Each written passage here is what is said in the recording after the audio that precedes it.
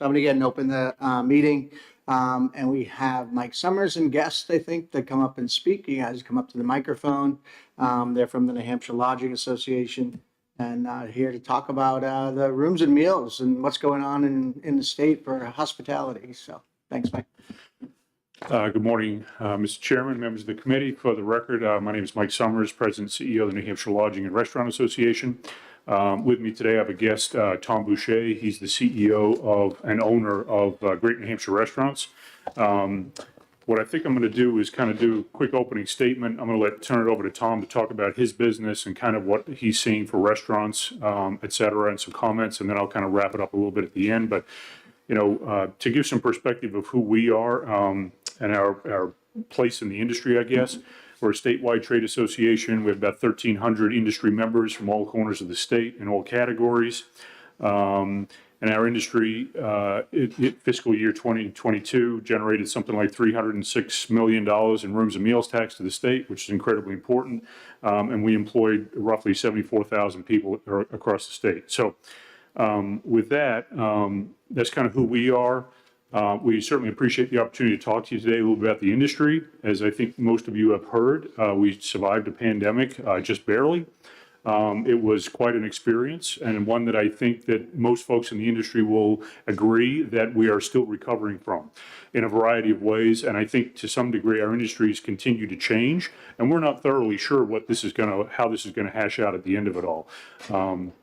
So with those opening comments, I'm going to turn it over to Tom, let him talk about the restaurant side of things, and then I'll come back with some lodging and additional thoughts. Great, thank you. Thanks, Mike. Mr. Chair, thanks for inviting me. Nice to see you, and members of the committee, thank you. Can you state your name so we can... Sorry, Tom Boucher. Sure, you got it. So let me just tell you, let's start off by saying I predicted that there would be a recession last year.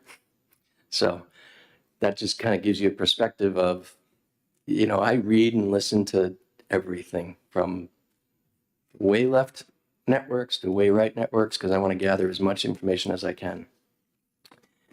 So this is the year of 2023 that we actually finally are able to measure our sales year over year compared to 2022. We haven't been able to do that for 3 years. It's been impossible for us to predict what we need for purchasing, labor, et cetera, until this year. And sales have been very strong this year. We're up 11% in the first quarter. But that doesn't translate to the bottom line necessarily because of labor is up 33% from what it was before 2019. It's a giant number that isn't going to go backwards by any means. And food cost is still high. It's stable, but it's high. And it's only because we took our largest price increase in 39 years of being in business, the last 3 years. We had a 20% increase in our prices. That's just unprecedented. Staffing has improved in all departments, which is one silver lining. But let me just tell you, looking forward, because I know that's why I'm here. This is a fascinating piece of research that the public doesn't even really know about yet. Beef is in big trouble in this country and in Canada, quite frankly. Beef. People don't realize that the American cattle travel between Canada and the United States. Just because it says USDA approved doesn't mean that that cattle came from the United States. It could come from Canada, which in many cases it does. So I'm just going to read this to you because it's really eye-opening. There was a drought out west and in Canada for 2+ years that has caused cattle decline. They can't grow grass and corn feed when there's a drought. They thin the herd, and when they can't grow feed, starting with the heifers. Heifers are young female cow that has not born a calf yet. Then the cattle, and so next spring, when there aren't any heifers, there are no baby cows. This has been going on for 2 years. Head count is low, and it will take 18 to 20 months to recover to this point. So it's 3 years to bring cattle back. So it will be 18 months before we see beef go down. The last 2 weeks, we've seen a 10% price increase, and prices will soar this year. So beef is rising, and we're going to need to go back to putting little surcharges on our menu, which I don't like doing, but that's just the way it is out there right now. It's so unpredictable. And I've got a couple of websites on this that I can verify everything I just said. But that's just one small piece, right? That's just beef. Avian flu could bring chicken back up to where it was. Chicken was up 100% last year. Insanity. It's now back to where it normally is, but we get another avian flu, which is highly likely it's going to go back. So where does that leave us as a company looking forward? We're not bullish this year, and we're not bullish next year. Our growth will be slow and measured. We're not going to open another location this year, given the totality of interest rates being as high as they are. I'm not willing to risk borrowing between $3 and $4 million to open another T-Bones like we did in Concord. Between the land and the restaurant, it was $4 million. It's doing great, but I don't have the palate right now to take on that type of leverage, especially at 8 to 9% interest rates. That's double what we built Concord for. So we are looking at smaller footprint restaurants that will be less risky. We're talking like fast casual, but that is going to be our short-term future growth. It'll also diversify our brands. I cannot see how consumers will continue to spend at the rate that they're spending. The credit card debt in this country is at $930 billion. It's the highest it's ever been in the history of this country. It's going to go to $1 trillion by the end of this year. It's not sustainable. People will stop spending in some areas, and the first area they're going to stop is restaurants, because that's easy enough to do. The only reason why restaurants have been strong is because the grocery store prices are higher, much higher than they used to be. And if you look at the graphs, grocery stores have trended much faster, much higher than we have. So the consumers see that and go, I might as well go out to eat. It's less expensive in the long run. Let's just say you're a couple, than going out, buying food, preparing the meal, etc. So that's been the only, I think, saving grace in the consumers' minds, is that they see the prices in the grocery stores are still incredibly high. I just think consumers are going to pull back, and that's what we're predicting. I hope I'm wrong, like I was about the recession last year. I really do. But I just don't see us having any kind of soft landing coming out of this. Thank you. Okay, so to talk a little bit about the broader picture, which I think is why you invited us here. So I guess where I will start is, let's start with lodging, events, and visitation, because I think those are three really key components of the hospitality industry. So, I've done some research on, lodging, where we were, where we anticipate we'll be this year, and what does next year look like. Right now, I think anecdotally, and then some data from a national organization that helped us with some projections, I think lodging will likely be flat this year versus last year. Again, keep in mind that 21 and 22 were very good years for New Hampshire. I think because of our pandemic policies, we picked up some market share in the tourism space, particularly for northern New England, which I think is a good and positive thing for New Hampshire. And I think we've maintained that, and I think we will likely maintain that through this year. It gets a little murkier when we start to talk about 2024. But just talking to hoteliers around the state, summer bookings are solid. Most of them are, if they're not booked out yet, they're very close to that. Many of them are already starting to book out into the fall, and some of them are reaching capacity as well. So we think all of that's really encouraging.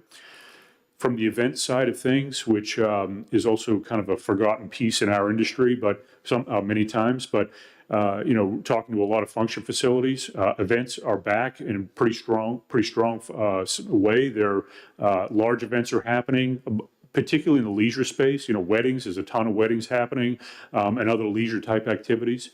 We're starting to see corporate business come back. It's not back to where it was, but it is definitely coming back in a significant way. So that's definitely encouraging. We are starting to see corporate travel happen again, which, corporate travel essentially evaporated for 2 years, trickled back a little bit last year, but we are starting to see those numbers come back. So that's encouraging. But I'd like to kind of defer you to a couple of graphs that I shared with you in your packet. I'll start with the first one, which is your occupancy rates, because I think the one thing that we as an industry are rather worried about is what we're seeing is that growth in industry sales is a reflection of price increases. It's not an increase in actual meals sold or rooms rented. And I think Tom kind of alluded to that. You know, most of the growth we've seen in the last couple of years, and this is reflected in the rooms and meals tax, is literally because of price increases. And if you look at our occupancy chart that I shared with you, you'll notice that, 2019, 2021, and 2022 are all pretty close to each other in their occupancy rates. So essentially, we're serving the same number of guests, but what we're doing is, if you go to the second chart, which is your average daily rate, you'll notice that those price increases have been pretty significant over the last couple of 3 years.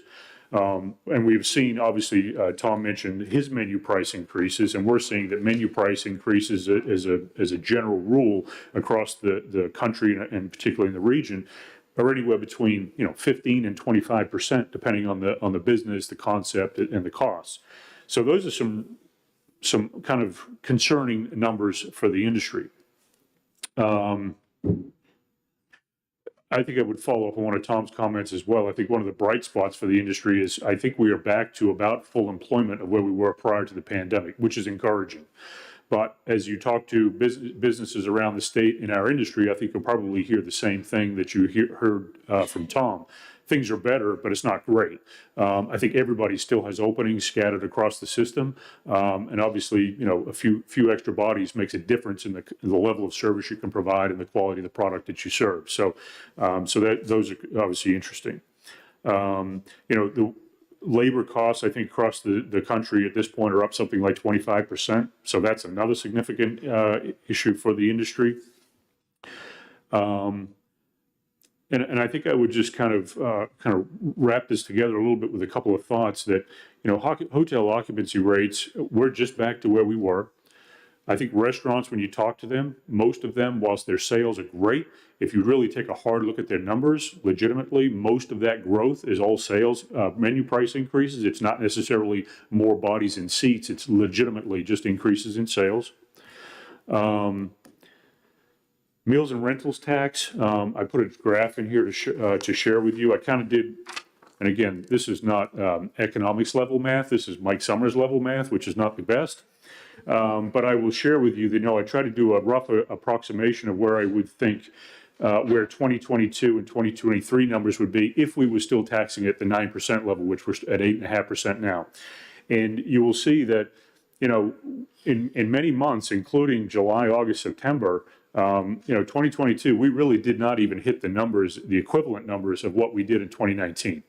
So we are still fighting to get back as an industry, back to where we were prior to the pandemic, combined with all of the additional costs and things that we've already outlined. So I think that's a really interesting and illustrative piece. And when we talk about 2024, obviously this is 2023. We think 2023 will end up being roughly a pretty good year, probably at parity with 2022. Little concerned with later in the year when we get beyond the fall into twig season and potentially the winter. That gets a little murkier. A couple of things I'll point out for 2024 that I think are interesting. Obviously, 2024, we're going to have a presidential primary, which usually brings an awful lot of people to the area for a period of time. We rent an awful lot of rooms. We sell an awful lot of meals in some specific pockets around the state. So that certainly helps our numbers as we look at 2024. And then the other one, which is a little bit of a curveball for the state of New Hampshire, but in April, we're going to have a solar eclipse in the state. The path of totality goes through the northern part of New Hampshire, and we're already hearing from hotels that they're renting rooms now, which is a little outside the norm for April. It's mud season. So we think that that's obviously going to have an impact. So I think those two events in the first half of 2024 will have an impact. I think where things get very hard to kind of predict beyond that is what does next summer look like with high interest rates, high credit card debt, and all the other things that go into it. So I think the general thought we would share with you is 2023 looks pretty good. 2024, we start getting a little less confident that it's going to be a great year. So we actually have a restaurateur on the committee, so he probably has some thoughts on this as well. So, but with that, I think we'll close, and we're happy to have a discussion if that's. Senator Roosevelt. Thank you. I do have two questions. As I look at 23 projected versus 23 plan, it looks like the House thinks it's up 25%. What is driving that? Is that all price increases? So I have a two-part answer. So I think my suspicion is that when the budget writers wrote for early 2023, my suspicion is they anticipated we would likely be in recession. As Tom alluded to, I think most of us in the industry thought we would have gone into recession sometime last fall and into this winter. That has not happened yet. I think the consensus is that will likely happen.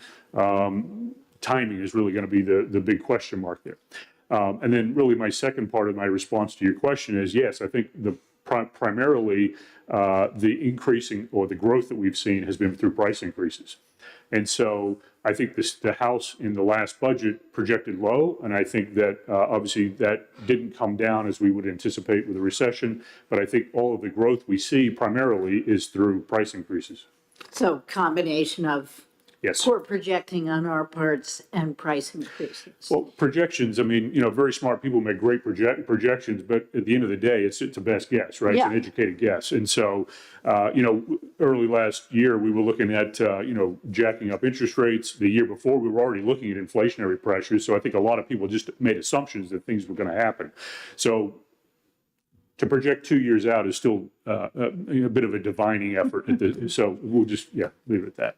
Well, my second question is, do you have a sense of what the effect of the emergency rental assistance on hotels was that is now going to be over?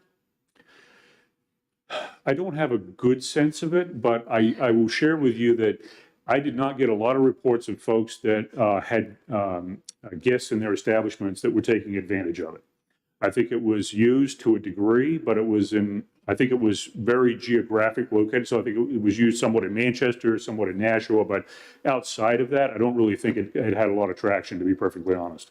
Well, that's different from what we heard, but thanks. So Senator, and the commissioner can correct me if I'm wrong, but also it's only for short-term rentals, we get the 8.5, right? Anything that's over 180 days, we don't get it. Right. So if they put a year contract in to hold a room, we would not see any taxes from that at all. We don't know that. We don't know that, I'm saying, but Right. just as a conversation point. So I have a couple of questions for you, Tom. So in looking at this, one of the things that concerns me is the idea that while it sounds like from both these conversations, you're not actually expecting a drop off, but you're expecting a flat line. Is that a fair assessment? That's what you're thinking on That is a fair assessment, and I think Mike can't underscore enough that everything that you're seeing is because of price increases. It's not increased foot traffic, and that's not a model that's great for hotels or restaurants to just see it flatline, because guess what's been happening? Everything else has been going up. Energy and labor and food, and so to have your sales stay flat, it's not a good recipe for restaurants and hotels. Thank you for the segue, because that's my second question. So my second question was leading into the idea that, so you're in your business economic forecasts, I'm assuming your labor line, right? Other than you'll see some increases in costs because of natural, I'm going to give my employees a 3% raise. So I'm going to see an increase in overall labor spending. However, do you think that there's room to absorb that by more price increases, or is that going to come out for your profit line? So I can't, we're going to take one more price increase this month. And then we're just going to hold it there. It's going to eat into our bottom line for sure. And let me just add one more thing, that it's not the 3% annual wage increase that happened. It's, we can't hire anybody for $15 an hour. That's just gone. It's in our Salem locations, we're at $22 to $25 an hour for kitchen help, including dishwashers. That stays. You cannot go backwards on that. Once you hire someone at that rate, you can't say, hey, we're in a recession, we're going to take $2 away from you. That's not how it works. And I'll add one more piece of information that adds to at least our cost. Because we were in a place, and Keith knows this too, of trying to find employees, recruitment, hiring bonuses, et cetera, even managers. We established a holiday program last year.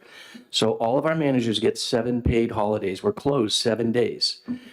And that's an expense of the bottom line. But we did that with the intent of, we're gonna be in front of this. We're gonna take care of our managers. We're gonna take care of our employees, but it comes at a cost. So that's it's a hidden labor increase, right? Yeah, I think we heard from the manufacturing group that was talking about some similar things, that their labor costs are increasing, but they're not sure they have room to make their widget prices more, right? And so that means they're going to eat into the BPT side of their, their profit line, is where it's going to eat into. They don't expect a downturn in business. It's just that they just can't raise prices much more. So. Well, and I'll say one more thing, that this is going to be a fascinating time in the next, call it 2 years, because commodities will have to come back down. Center of the plate items like pork and chicken and beef and all that, seafood, they have to come back down. That's the commodities. If you look in the past, they just go up, they go down, they go up, they go down. Well, when we do hit a recession and all those commodities come back down, our consumer's going to look at restaurateurs and say, you need to reduce your T-bone steak now back down. And it's going to be really interesting to see what happens with restaurants and how they do pricing. Because it's never happened in the history of the industry that restaurants have reduced prices. Just hasn't happened. So my question for you, so it sounded like you said 20, it's weird because it's the second half of this summer, right, after fiscal year, right, the new fiscal year. Those numbers are looking gangbusters. We're doing great. We're sold out in the North Country. Going into the fall, we're selling out. And then you're also seeing, as we come around the corner, the second half of fiscal year 24, the first in the nation, we're seeing some increase. We'll see some increase in some happening there, both restaurant and lodging.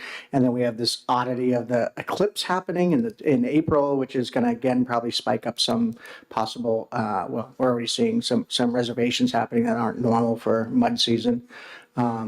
So what about the next fiscal year, 25? Any kind of sense of what that might look like? I know I joke about the fact that, revenue projections are looking in a crystal ball. Once you get past the first year, you're looking into a fuzzy crystal ball. Yeah, I left my magic 8 ball at home, so I apologize. But 25, I think, is a bit wild. I think that, we could cautiously say that summer of 2024 into fiscal 25, we're usually pretty optimistic about the summers just because it's the busiest season we have. Where it really gets murky is when you start to get into the shoulder seasons, right? So you start to get into the fall of 2025. I don't know anybody in our industry, and maybe Tom can correct me, but I don't think anybody in our industry is willing to make any kind of assumptions of what 2025 is going to look like. Just way too far out. Think about the things that affect our industry, right? One of the most important things that affects summer business in New Hampshire, price of gas. So if the price of gas comes down, later this summer or next year, something happens, perhaps the war in Ukraine wraps up and all of a sudden we have, more oil in the market, price of gas comes down $1 a gallon, our summer is going to be gangbusters. We're going to have a great year, but we don't know that. And that's just way too far out to even have a reasonable projection, I think. So hopefully that gets kind of at your question. No, that's fine. Senator DeSandro? Thank you. I'm sorry to be late. Sorry I missed your initial presentation. I've been following the traffic counts, and the traffic counts haven't picked up. They haven't come back. Now, there's a real indication of what's happening, even though gas has fluctuated, and we saw a little reduction. But those counts have not come back, and we're seeing it in terms of our toll road revenues and so forth. So I think the question is, we're going to have an increase in the base rate. I think 25 basis points is coming for the cost of borrowing money. How is all of that going to affect you guys? With the traffic counts down, what you're hoping for is that point of sale doubles. That's how you could make money.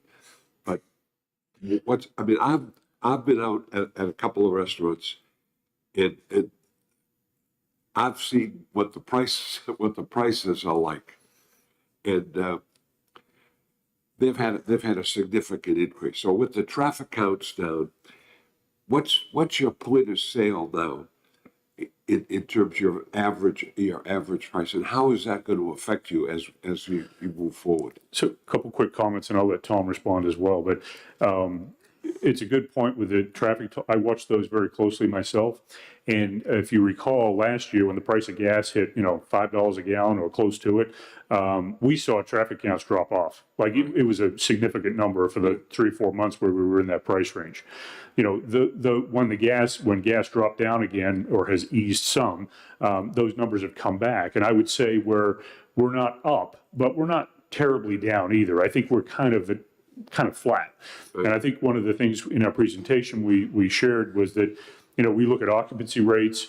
Occupancy rates, we're just now essentially getting back to where we were in 2019. So the number of people staying in hotel rooms is about the same as what it was in 2019.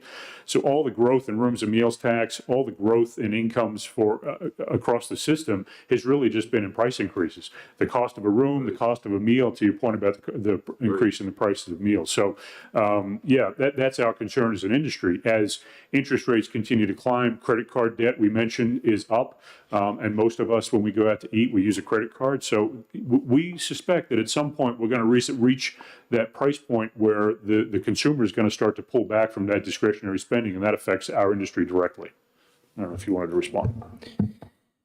So as I already mentioned this, but we've been in business for 39 years.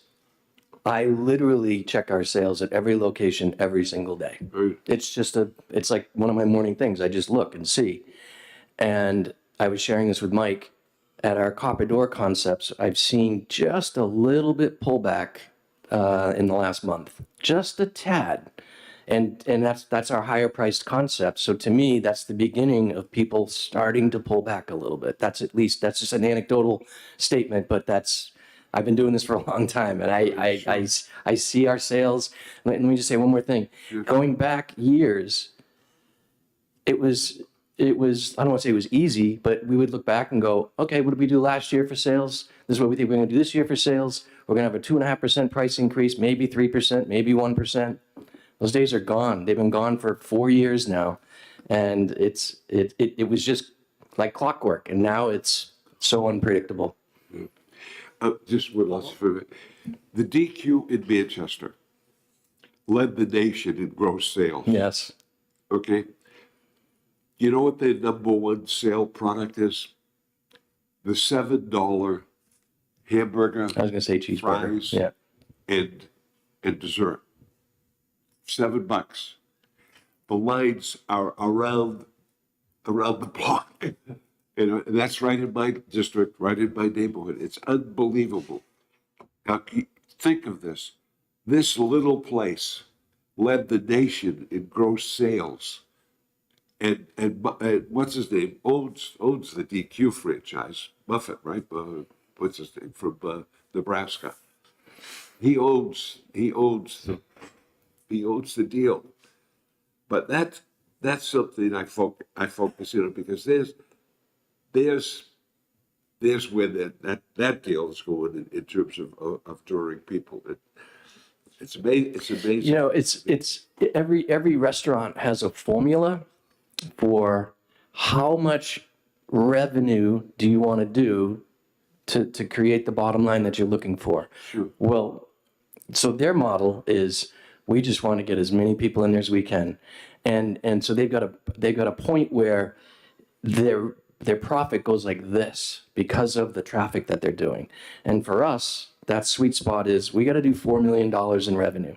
Once we hit 5 million, we become profitable. Once we hit 6 million, the graph goes like this. Because you have the same fixed expenses. You still have to pay your rent and your utilities are virtually the same. Your management labor is the same. So there's that, that's what restaurateurs do, is they try and find that sweet spot of how much can I charge to make sure that we're giving value and quality, but we want to be able to drive as many people in as we can without hurting that. Because there is a level where you're too busy and you can't execute. Yeah, sure. Senator Murphy. Good, thank you. Thanks, Chairman. Tom, thanks for coming in. I only have 2 locations. I see a great deal of disparity between my Manchester location and Bedford location, where Bedford actually has significant growth. And my honest impression from downtown Manchester scene is not what it was 5 years ago, to be blunt. There's a lot of turnover, a lot of changes, and there's a lot of reasons for that. But you've got this network of restaurants around the state. Can you talk for a minute, please, about what parts of the state you see significant growth and which parts might be struggling a bit more? That's a great question. And yes, I think one of the positive things I think for the state is Tuscan Village, the Woodmont Common development, and even Market and Main in Bedford. I mean, you look at the growth in Bedford, it's been incredible. So yes, our Bedford locations are very strong because it's Bedford and Bedford's growing. Salem is very strong. Manchester's our worst location for all the reasons you just cited. And it's interesting because I like to think that we're a good bellwether for the state because we are located in Laconia, Concord, Bedford again, Manchester, Salem, Derry, Hudson. What did I miss? So we're located, other than Keene and Portsmouth and of course the Great North area, we're a very good barometer of how's the economy in southern New Hampshire because we're located in that heart of that area. Thank you. First, I'd like to invite you to Nashua. We just opened your Performing Arts Center downtown, and I think it's going to bring a lot of people in that are going to want to. Nashua is on our radar for sure. Well, I'm happy to hear that. Not this year No, okay. or next year. But I do have a question because you mentioned foot traffic is not up. And this might not be appropriate for your restaurants, but I'm wondering what the effect of the restaurant food delivery services might be, like DoorDash and Grubhub and Uber Eats. Are people using those, and is that something that is likely to grow? You are asking the most perfect question. Because And I'm going to say this publicly. DoorDash are thieves. thieves. Thieves. Okay? They started out by putting our restaurants' menus on their website before the pandemic, and people would call thinking they were calling the restaurant to order delivery. And we had no idea. This kept happening. We kept telling them, take us off, because I don't want to trust a third party with my food. They finally stopped because I sued them. And then the pandemic hit. And I put it off as long as I could, and we finally decided to start it last year. We put a 15% price increase on every single item that we don't do our whole menu. We've since gone to 20%. I'm now going to raise it to 30%. A 30% increase for a cheeseburger to get delivered to your house. And if our sales go down and people don't want to pay it, fine. Because if DoorDash goes away, DoorDash is not meant for casual dining restaurants. DoorDash is meant for food that carries well, pizza, fast food, things like that. And the reason why I'm so passionate about this is because DoorDash just announced that if you have your prices not the same as your menu prices, they will push you down on the app. So the people that are charging the $14.99 for their cheeseburger on DoorDash, and it's what they charge in the menu, they're going to be at the top of the list when you search for a burger place. And T-Bone is going to get pushed down, and I am fine with that. I tell you, we did $1 million with DoorDash last year, okay? That was about $25,000 worth of profit with a ton of headaches. Let it go. So more broadly across the system, I think, these food delivery services, I think that there's a demand from consumers. I think that business was incredibly high as a percentage of business during the pandemic. Obviously, that number has dropped quite a bit. I think it will continue to be a piece of the broader makeup of food service, but I will share with you that many businesses that I talk to have the same perception that Tom does, just share with you. They despise these companies, how they operate, and let's not air all of that publicly, but yeah, it is very frustrating and a very contentious relationship between those third-party delivery companies and the restaurants.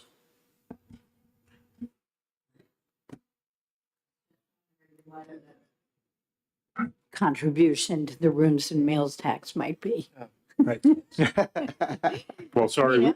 I've never used one, so I'm sure they're horrible, but Yeah, and to respond to that directly, it is certainly a percentage of the rooms and meals tax, but it is a very small percentage of the rooms and meals tax. Let me just add one more thing. Yeah, it is a small percentage, but DoorDash is great in the cities. It's meant for urban areas.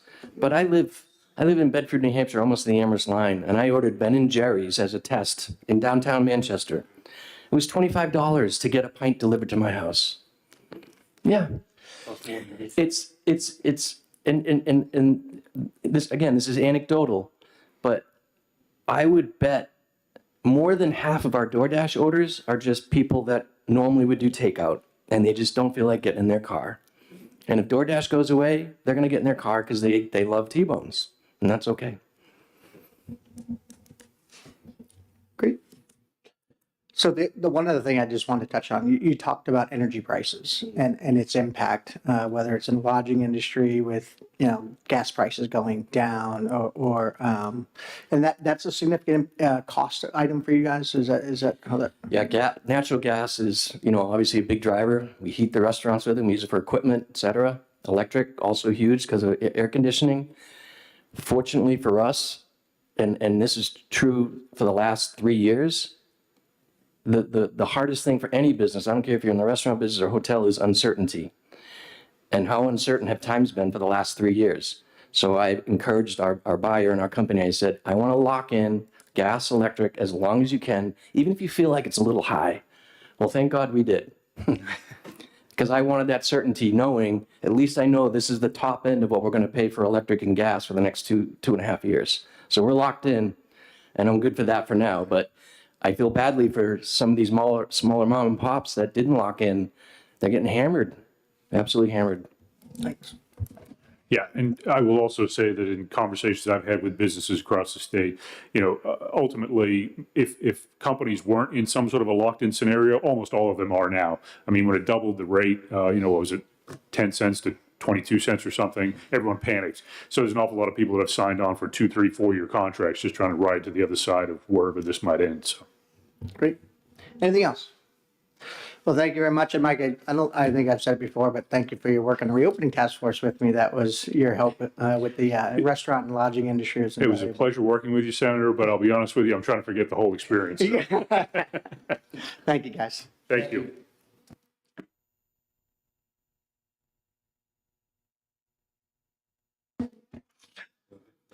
Bring up all your guests. Feel free to fill the table.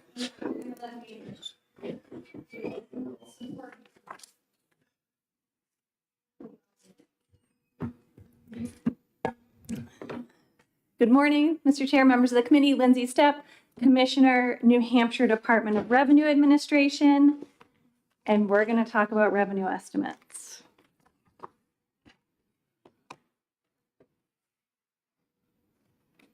Okay, everybody should have in front of them a presentation that looks like this. So we have developed for you fiscal year 23 through 25 revenue estimate ranges for the primary taxes that the DRA collects, which includes the business taxes, meals and rentals tax, tobacco tax, interest and dividends tax, communication services tax, real estate transfer tax, and utility property tax.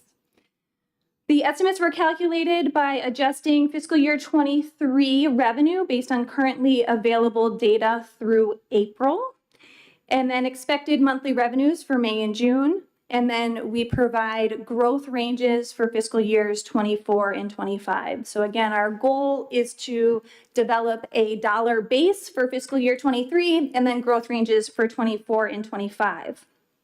When developing a base for fiscal year 23, the department looks at a number of scenarios which are outlined here on the first page. We use what the plan was for the tax for the year. We look at where revenue stands year to date compared to plan and project that same percentage for May and June. We look at where revenue is compared to prior year for year to date revenue and take that percentage and apply it to May and June. We also look at revenue year to date and just say, let's assume we meet plan for May and June, or let's assume we are equal to prior year for May and June. So we run all of these scenarios, we look at them, we evaluate them, and what we're going to present to you is a high and low scenario, basically what we think is the most reasonable out of the scenarios that we've run. So for instance, if business taxes are significantly over plan, we're not even going to show you the plan scenario because that's not a reasonable scenario for the rest of fiscal 23. So we're going to hopefully show you what we think is likely to happen. On page 2, at the top, I would just note that there are adjustments that will need to be made to revenue estimates for fiscal years 23 through 25 to account for various tax law changes that are already in effect but have not been fully realized in revenues. So when you develop your revenue estimates, you'll need to deduct these amounts. Any tax law changes that are currently pending in current legislation, the LBA will take care of in the surplus statement. So you don't need to worry about what's pending in the House or Senate at this time, but for any tax law changes that have passed but either had a delayed implementation date or we haven't seen the full effect of, those are adjustments that we're going to make here. That includes credit carryover caps and NOL apportionment for business taxes. In 24 and 25, we'll also talk about rate changes for business taxes. And then for the interest and dividends tax, we'll need to account for the phase out of I&D. These amounts have been modified from the amounts, if you were to pull up the fiscal note that we originally did for these tax changes, these amounts have been modified because we've started to see some impact. So we have modified the amounts here to take into account impact that we've already seen.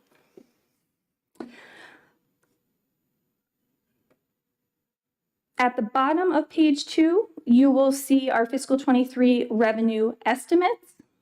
So in the first column, you'll see the plan. You'll see our high and low for each tax, and then how that high and low compares to plan. So you'll see most of our taxes are performing well compared to plan.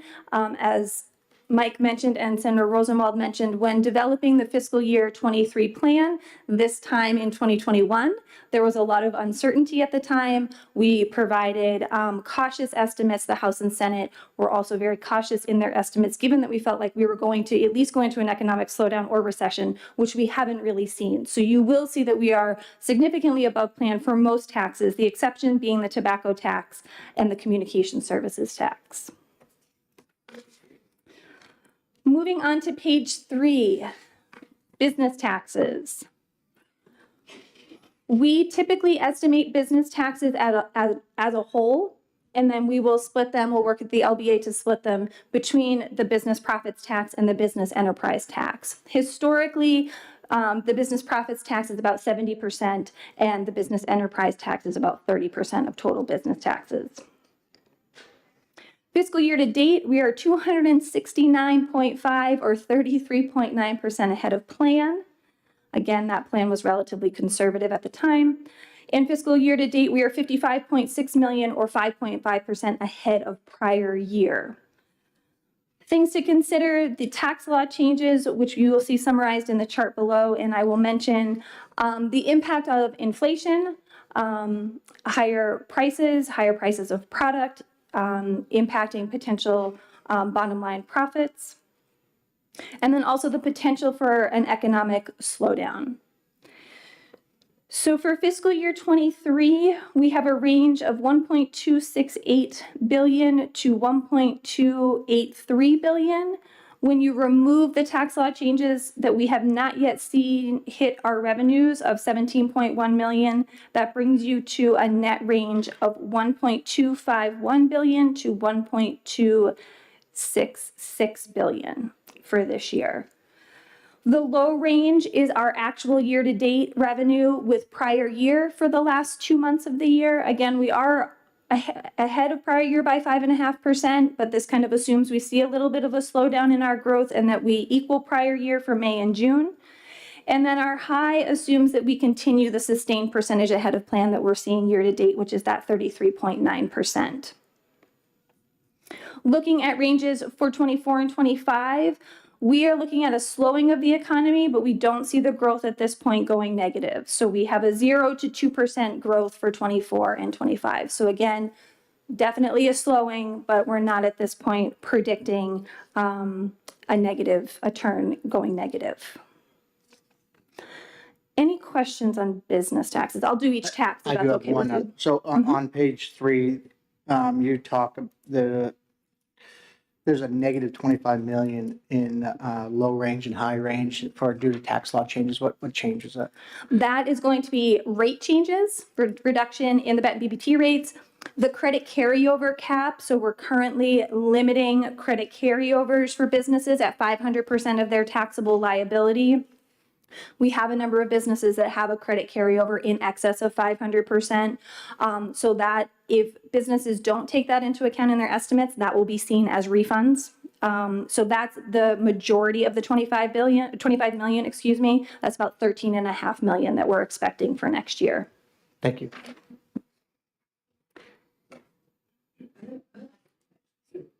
So that 25 million, is that the sum of all the tax law changes affecting the business tax? On page 2. On page 2. Correct. So it's the 4 million plus the 13.5 plus the 5.4 plus the 2.1. And you said a significant portion of that will be potentially refunds because we put that 500% cap on credit carry forward. Correct. Thank you. Correct. And we've seen the start of some of those refunds, but most of so those refunds went into effect, or excuse me, that cap went into effect for taxable periods ending 12/31/22. So we've started to receive those returns in March and April, but many of those returns will be filed on extension. And so we'll see those in the fall, which will impact fiscal 24. Let's see, have we ever dug down to, excuse me, the fact that so few pay so much here in terms of the BPT? And look at the federal budget and look at the defense spend on the federal side. It's enormous. It is enormous. Is there a direct correlation between that and the BPT? Because our major players in New Hampshire derive their business from the Department of Defense. Good question. I think what you're referring to is the triangles that we Right. typically produce where we look at the majority of the revenue coming from a very small number, out of 70,000 taxpayers, the majority of the revenue is coming from a very small number. That small number, I guess 2 points. One is a combination of a variety of industries. And those in that point of the triangle can change from year to year. It's not always the same businesses. So a good example, going through the COVID pandemic, there were certain industries, healthcare, retail, that performed better than others. And so companies will move kind of in and out of that point of the triangle. Second, if you look further in that analysis, the majority of those businesses in that point of the triangle are large Water's Edge corporations. So they might be a very large multinational organization. They might actually have a very small presence in New Hampshire, but it is significant enough to our revenues. So it's not always a direct correlation to a large New Hampshire business might actually be relatively small compared to the multinationals that are also paying. Sure. Good. Thank you. You're welcome. Thank you. So if I can try to look at the house revenue. Sure. for the business taxes, it looks to me like your low estimate for 23 is about 15 million above the House. Correct. Thank You will also see that comparison, Senator, if it's easier, on the last page of the presentation. Page 11, we've kind of summarized where the governor house, Bigger type. it's slightly bigger. It's still a little small, but Okay. you'll see that there I'm as just well. trying to follow. Sure. along. Thank you. Any other questions on business taxes? No? Okay. Meals and rentals tax. We've heard a lot about this from Mike and Tom this morning, so I'll just add a little bit to that.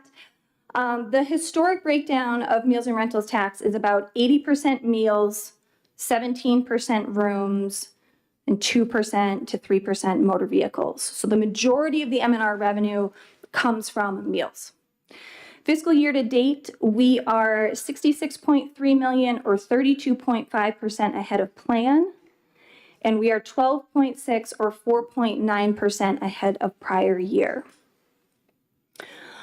In addition to what Mike and Tom mentioned relative to the increased prices, coming out of the pandemic, we did see an increase in consumers dining out, taking vacations. A lot of that was put on pause during the pandemic. So in these post-pandemic years, we have recovered generally to pre-pandemic levels. One thing to mention with the meals and rentals tax, and this is important when you're comparing M&R revenue in the revenue focus to prior years.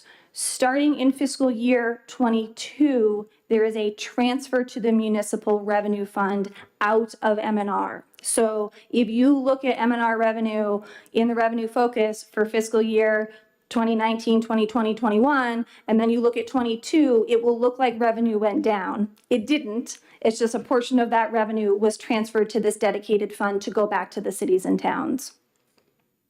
You will see that amount in the chart in the middle of the page. So we have the gross amounts. So for fiscal 23, we have a range of 441 to 453 million gross, taking out the municipal revenue transfer of 128 million. That is a set amount for fiscal 23, and that amount is based on prior year revenue. That brings you to a net of 313 to 325. The low range of the 313 is actual revenue year to date with prior year revenue for May and June. Again, we have been performing about 5% ahead of plan, but if we do see a little bit of a slowdown, that's what that low range or low estimate represents. And then the high range assumes that we sustain our difference from plan of about 33% or 33% through the end of the year. You will see that municipal revenue transfers in 24 and 25 are different for the two ranges. Again, that's because the transfer is based on prior year revenue. We are anticipating a 0 to 5% growth each in 24 and 25, similar to, I think, what you heard from Mike and Tom, that this tax, I think the growth will decline. We will remain hopefully steady going into the next 2 years. Senator Rosenwald, to answer your question or attempt to answer your question about the federal aid for housing and the impact on M&R. Really rough approximation, but I'll walk through my math with you.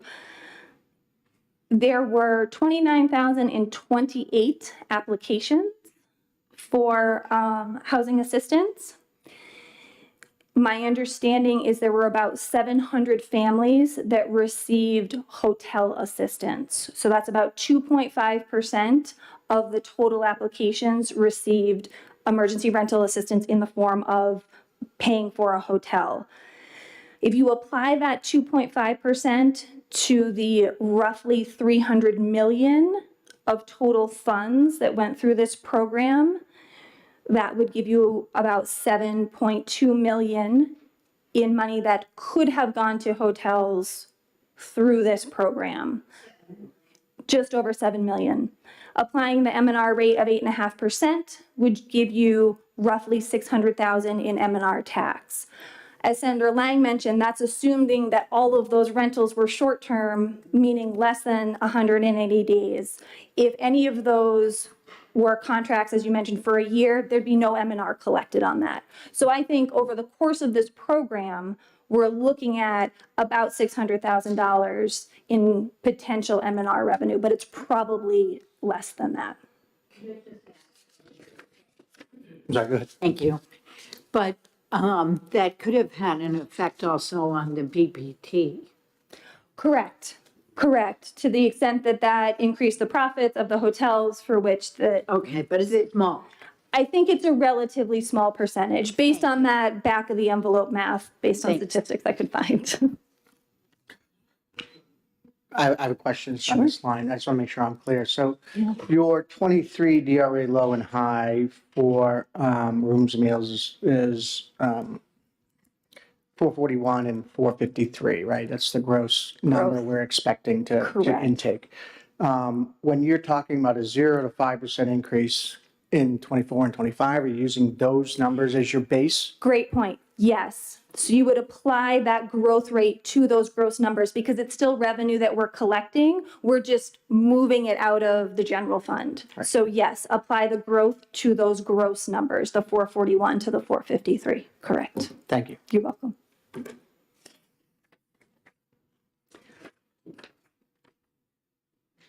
Follow up one more time with this. Sure. So again, I'm looking at the house numbers for rooms and meals, and they're way lower than $400 million.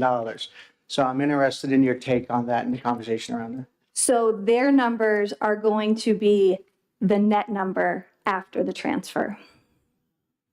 So their numbers are going to be comparable to, if you go to page 11, Senator, you'll see that when you take out the municipal revenue transfer, our low and high for fiscal '24, it's going to be 306 to 337. They were at 309 and a half. So you, the municipal fund transfer is complicated because it's based on prior year revenue. So I don't have a set amount.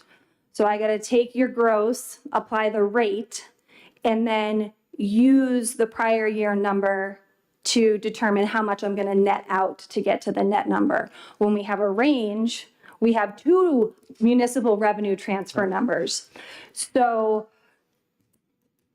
we've done the math on page 11 Okay. so that you We'll can get see there. where that, how that works out. So the short version is the house number is netted out with the Municipal. municipal and the building aid number taking out of the Correct. M&R. Thank you. Correct.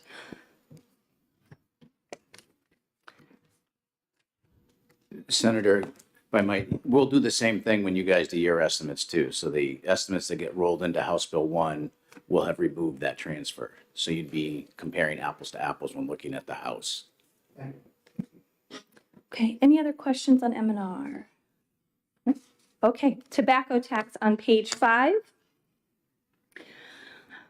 Fiscal year to date for '23, the split in revenue between cigarette stamps and other tobacco products is 86% cigarette stamps, 14% other tobacco products. I highlight this because this is a bit of a shift that we're seeing. Historically, the tobacco tax on average for fiscal year 18 to fiscal year 22, we saw other tobacco products at 9%. So we've seen that increase about 5%. Other tobacco products are going to be everything that's not cigarettes. So historically, I don't know my tobacco products that well, but historically that was anything that was not sold as a carton of cigarettes. So tobacco in a tin, loose tobacco. In recent years, we added e-cigarettes into other tobacco products. So I think that is partially contributing to that shift in other tobacco products relative to cigarette stamps. So fiscal year to date, we are 18.6 million or 9.4% below plan and 12.5 million or 6.5% below prior year. As I mentioned, stamp sales are declining, but that still is the majority of the revenue. So their decline, I think, is impacting why we're below plan and why we're below prior year.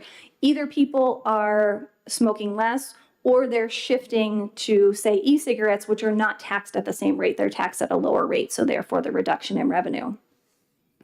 Things that we're watching are bans on mentholated tobacco. Massachusetts had a ban on mentholated and flavored products. That sent a lot of revenue to New Hampshire. There are other states that are considering it as well. There's also the possibility for a federal ban. So that's something that we keep an eye on to the extent that that could impact revenues.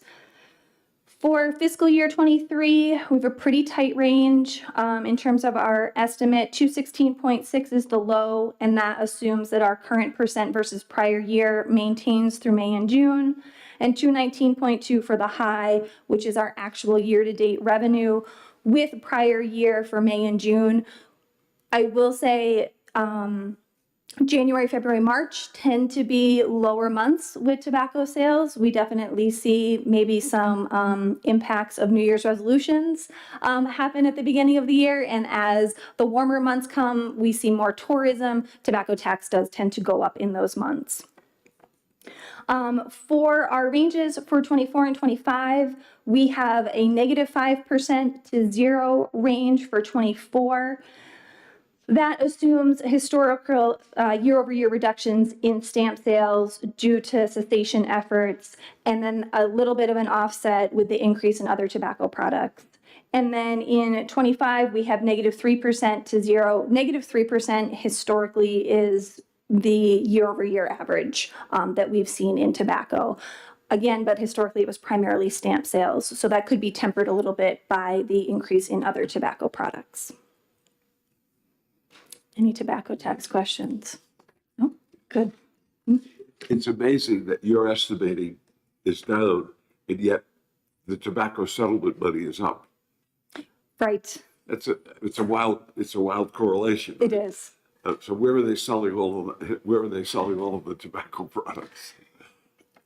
I don't know, and I don't know all of the intricacies of the tobacco settlement. I just know that we do our job of enforcing. We go out to retailers, we make sure that they are selling stamped product, that there's no contraband product, to ensure our enforcement of the MSA. Sure. If we spend, I think we have to spend like $150,000 a year on that. On enforcement, I believe enforcement. that's right. Okay, thank you, Ms. Chairman. Okay. On to page 6, interest and dividends tax. So this is why we like doing the Senate revenue estimates, because we are after the month of April. April makes up the vast majority of interest and dividends tax revenue for the year, because you have not only returns for the prior year, but you have first quarter estimates for the current year. So fiscal year to date, we are 11.4 million or 9.8% above plan. And we are 8.2 million or 6.1% below prior year.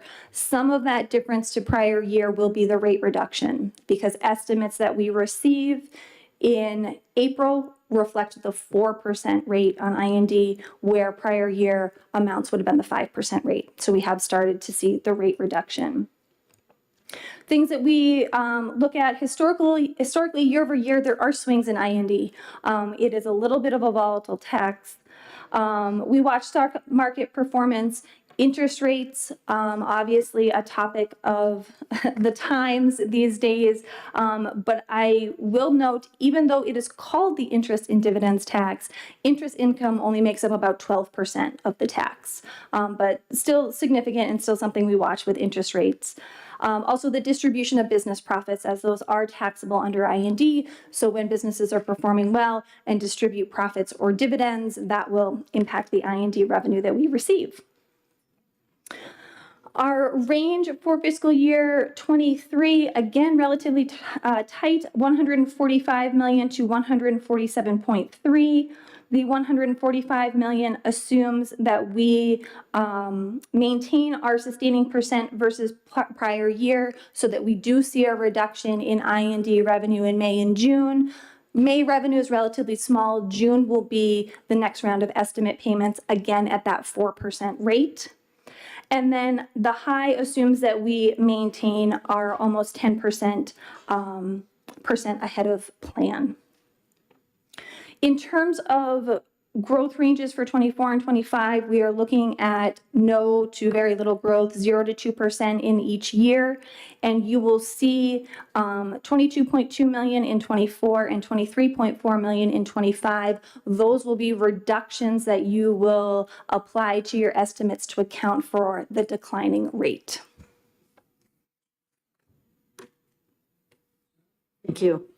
Again, can I compare your 23 low to the House past 23 projection and say your low is 10 million? 10 million ahead. Okay, This is the advantage of having April revenues. thank you. And so, yes, we are 10, the bottom is now 10 million ahead of what the House and the governor estimates, again, due to the Thank you. information that we now have from April. Okay. Just one thing on that. So again, while we're looking at in your factors to consider the second line there, we're talking about we're down 8.2 or 6.1 over the prior year. Part of that has to do with the fact that for the first half or second half of fiscal year 23, we have a lower rate. Correct. Correct. Yeah, of that 8.2 million, probably about half of that is due to the rate change alone. And so the other half, the other 4 million could just be timing, because we do get some late returns and late extension payments into May and June. But really, you know, the rate change is probably the largest factor there. Okay. Page 7, communication services tax. So we are 7.3 million or 22.5% below plan, and we are flat with prior year. Communication services tax, just as a reminder, is a tax on all two-way communications. So this includes video conferencing, this includes landlines, to the extent anyone still has a landline. This also includes your cell phone bill. What's important about your cell phone bill is the portion of your cell phone bill that is attributable to data, right? Your access to the internet for all the wonderful things that we can do with the phones that are in the palm of our hands. That portion of your phone bill is not taxable under communication services tax. It is considered internet access, and that cannot be taxed. So the only portion of your phone bill that's taxable is two-way communication, talk and text. In recent years, we have seen wireless providers kind of reallocating the portion of your bill that pertains to talk, text, data. I think it's true, at least for me. Most people probably use more data on their phone than they do, you know, minutes talking. So that shift to data, to internet access that's not taxable, has caused us to see a decrease in the communication services tax. So our range is very small for 23, 30.3 million to 30.9. It assumes the low is our sustaining percent versus plan, so we'll remain at 22.5% below plan.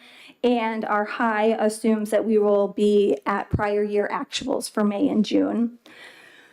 We anticipate 0 to minus 3% for 24 and 25. In the years leading up to fiscal year 22, the trend of the tax was between 0 and minus 5%. So as I mentioned, we have been seeing that decline, but year to date, we are kind of flat at prior year. So I think we'll see a little bit of a tempering of that decline, but certainly this is not a tax that's going to grow in the coming years. Any questions on CST? I just have one quick question.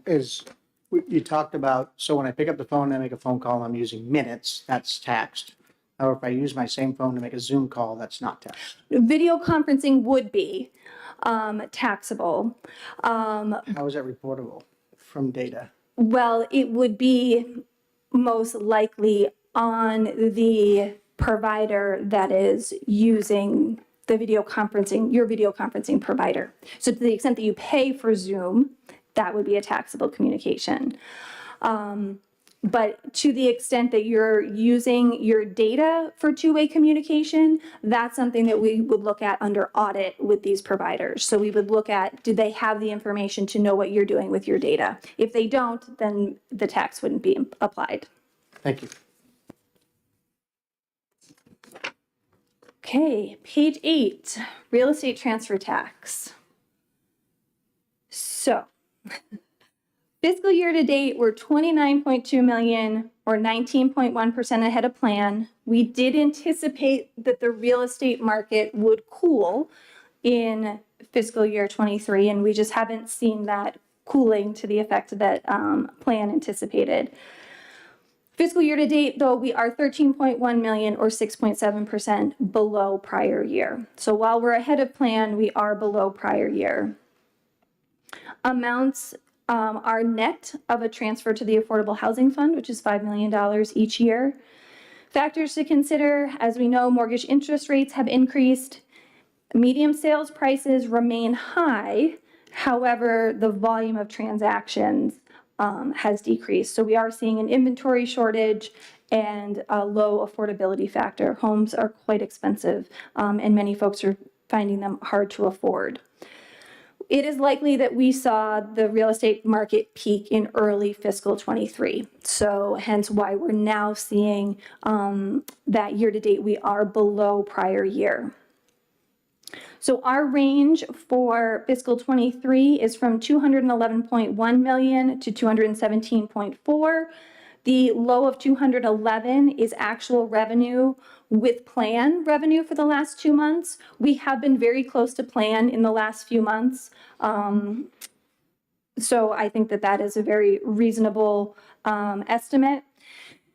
The high assumes actual revenue year to date plus prior year revenue for the last 2 months. That is essentially assuming that we will see some recovery in May and June, as sales do tend to pick up in the spring. Real estate transfer tax is lowest in those winter months. Real estate transactions are fewer in those months. So there is the possibility that we do see an uptick in May and June and that we kind of rebound to prior year levels. Growth for 24 and 25, we're assuming negative growth, -5 to 0 in 24. That assumes that we're going to continue to come down from this peak that we kind of have seen through the pandemic. And then 25 would be -2 to 2. And that's a bit more normalizing. Those are the more historic trends that we've seen in RET. So kind of coming down from the peak and then normalizing going forward. Any questions on RET? So I'm assuming your estimates are based on some actuals. So I'm taking a look at the Realtor's website for year-to-date sales, right? And we're behind by over 400 sales to just in this year alone. Correct. But we're also seeing an increase in, like median home prices of 4%, right? And Correct. so I think we're kind of seeing a net effect that's, we have fewer sales, but the higher price. And so we're equal. The number seems like it's good, but the reality is, That's 100% correct. The volume of transactions has been down this entire year, but there were still enough of them at those higher prices that it still looked like growth in the real estate transfer tax. We are now in the past few months to a point where the volume of transactions has come down. And even though the prices are still high, there's just now not enough of them at those higher prices, and we're seeing the decline in the revenue. and then the second half of that would be interest rates, right? So we see an Correct. increased interest rates. No one like me wants to give up my 3.2% mortgage to take a 7% mortgage. So, Correct. we're seeing also the effect of inflationary rates as well as in home sales. Right. And you will see those people that I think we all know that have kind of been waiting in the wings for the real estate market to cool down a little bit, wanting to buy a new home, buy a first-time home. Now with those higher interest rates, that's a lot harder to do. So they may have wanted to come into the market if interest rates were still low, but the interest rates may prohibit them from doing that.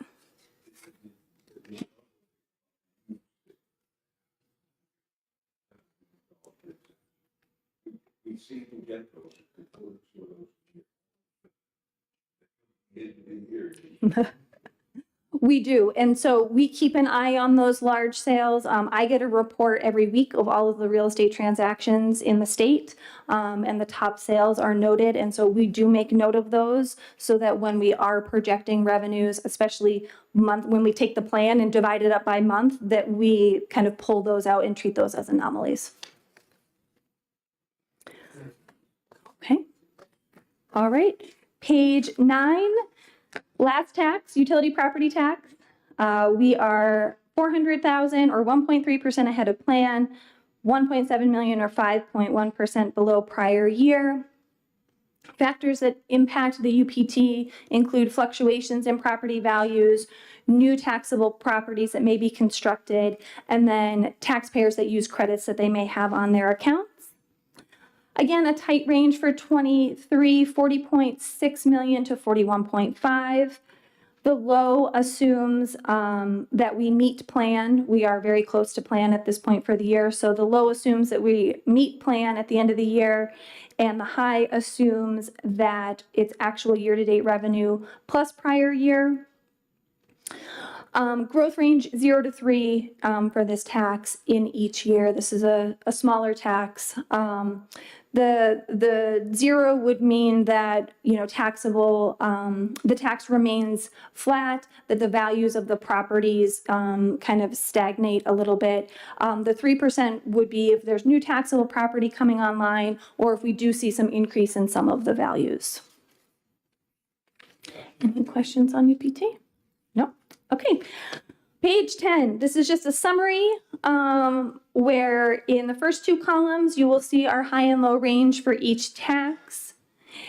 Those amounts do have the tax law changes and any transfers to dedicated funds, like for M&R, those have been removed. So these are the general fund amounts that we expect.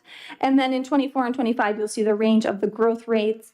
And those growth rates would be applied before you would remove any tax law changes or transfers to dedicated funds. And then on page 11, this is just a summary, as I've referenced a couple times, of all of the taxes. You will see fiscal year 22 audited revenue. You will see fiscal year 23 plan. You will see the governor and House estimates for each year, and then our ranges for each year. As I mentioned earlier, again, these will be net of tax law changes, net of transfers to dedicated funds. So this is the general fund revenue that you're looking at the end of the day, or general and education trust fund, I guess, to be specific. So again, quick question. So I'm looking at page 11, and I'm looking at that third column over at fiscal year 24 estimates, right? So your when I'm looking at those numbers and the percentages underneath that, the number above the percentage assumes, so in the case of DRA low on 5.1, you're looking at a 2% reduction, which is equal to 12,1226.5. Correct. And if I think that's going to be flat, then I'm looking at a 1,266.1.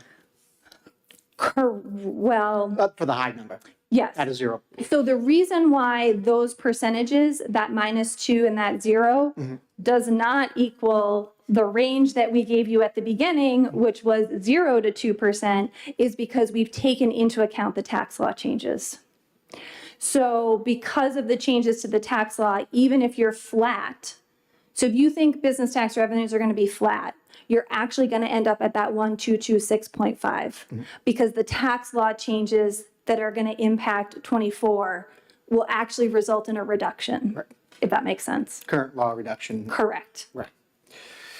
So one other follow-up, and you're going to hate this question, is can you get us the differential between, in this business tax gross line of 1.2, the breakdown between BBT and BET, what those numbers look like? Yeah, I think Chris will probably do that. He'll correct me if I'm about to say something wrong. As part of the worksheets, what we typically do is split it out based on the historic split. So whatever we've seen business tax revenue for the most recently completed tax year, how that has been split out is the split that will apply to those numbers. Thank you. 'Cause at least for me, I think my concern is the business profit tax. I think business enterprise tax is going to be fine, but I think the business profit tax, we may want to have a discussion about based on all the industry and conversation we've been having, so. And that can be challenging. It might make your head spin as part of this exercise, only because the majority of revenue that comes in for business taxes in any given year is estimates. And businesses don't have to tell me on their estimate what portion is BPT and what portion is BET. So the best data we have for that is the data that comes off of the returns, which were for the calendar year that already closed. So you can see over time how the split between BET and BPT trends. So right now we're looking at the most recently completed fiscal year would have 70% BET, 70% BPT, 30% BET. Historically, you will see years where it's been more 60-40. It's just, we've been through a time coming through the pandemic where corporate profits have hit record levels, right? So you've seen that portion of the tax increase. So you will definitely see a shift. It's just not gonna, we're not gonna have real-time data. So it's just gonna be a little bit stale, lack of a better word. Senator, I think for the purposes of doing your estimates, you could probably use the 70-30 idea of split. That's what currently is happening. You can make some assumptions if you want, but I think what the commissioner's saying, we don't have any hard data to say what we should project forward. We just look backwards and what we're seeing as a trend, and we've gone from the 60-40 to more of a 70-30 split between the BPT and the BET. And I think when you're doing your estimates, you could do that split with the total number you have. So for instance, if you took the DRA low of 1251.5, apply 70% to that would be your BPT, and then you could trend out your two taxes that way. Thank you. Any other questions from the committee? I just wanted to make a quick note while the commissioner's still here. So as she's indicated, there's certain taxes where you're going to make reductions each year, the business taxes and the I&D. And then what that does, it creates a new base that you're going to estimate off from. For the RET and the meals and rooms, you'd remove something, but your revenue doesn't change. So it's going to be the gross revenue when you're doing your estimates, and then we'll make an adjustment down. So just when you're doing your estimates, I just wanted to make sure that you understand that there's two different things happening with the business tax and the I&D, because you're going to reduce the rate, the base. So the next year you're estimating off that lower base. And then when you make those deductions that the commissioners indicated on the sheet, you're going to have a new base for the fiscal year 24. That's going to be what you're estimating for 25's growth or decline. For meals and rooms and RET, those are revenue transfers. So your revenue hasn't been impacted overall. So it's a gross number. It's the top line number. Then we back out the transfer. So just, it's simple, but if you forget to do it, it could cause your business taxes and I&D to look higher. Right, because you're using a different base. We have back that And I'll remind you multiple $120 million, times. whatever it is for M&R. municipalities, Right. right? No, that kind of thing, so, yep. I just, unrelated, but I have a question about the Education Trust Fund and the House, what the House sent us. Is there a sense of what the impact would be in the following budget? Meaning the change in how the business taxes are being split between the education trust fund and the general fund. Yeah, because I think we've seen it in their budget they sent us for the coming biennium, but I'm wondering if anybody's looked at the following biennium. I think the short answer is no. We're focused on 24, 25. I believe the idea of the splits that you're talking about was proposed for two reasons. One, it's a easier way to do the education trust fund, general fund split, but also at a time when the education trust fund has been fairly flush with cash, and it stays there. They wanted to move some, the budget writers so far have wanted to move some into the general fund to make it accessible for other programs, while still maintaining the funding for the various education programs that have traditionally been funded with the education trust fund. But I think Yeah, in terms of 26, 27 beyond, we haven't made any, predictions or projections, only because we don't know what those budgets might look like. So, just to follow up again, for our purposes, I don't think that's a conversation. Yeah, I know it's of interest, but how the Education Trust Fund, how the general fund split occurs will be a finance discussion you'll have on a different committee. Is that you guys will have to define how that a looks. But robust it's a discussion. very robust conversation, I'm sure.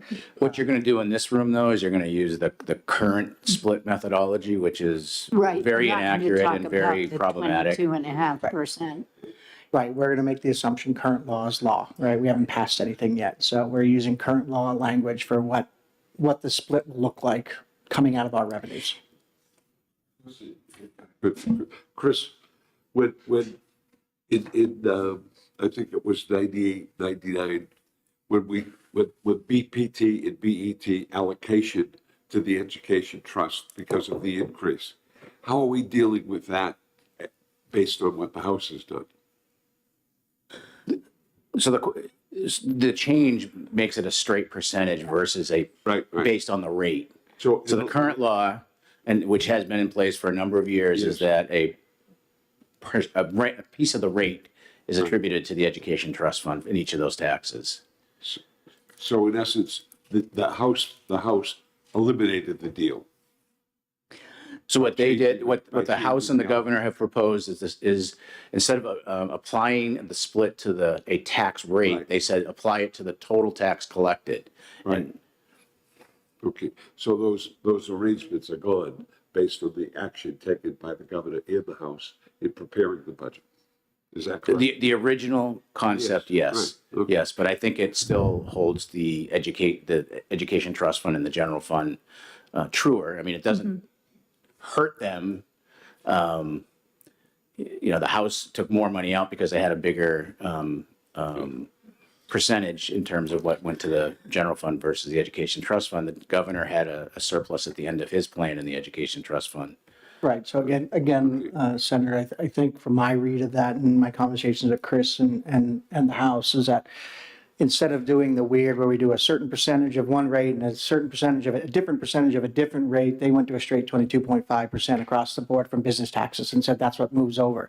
And that nets out to the same dollar amount. It's just an easier way of calculating it for DRA. It is much easier because right now where we've seen the changes in the past few years, there's been multiple rate changes. Right. Because the amount that's going to the Education Trust Fund is a portion of the rate, we have to look at what tax year every payment is reflecting to determine the rate, to determine the amount that should be split. So it is quite a labor-intensive process, and it would certainly make our lives easier if it was just a So my straight understanding, it's percent. not a reduction, it's just a simplification of the Simplification of the law to make it process. easier for DRA to be able to calculate that without jumping through hoops. Right.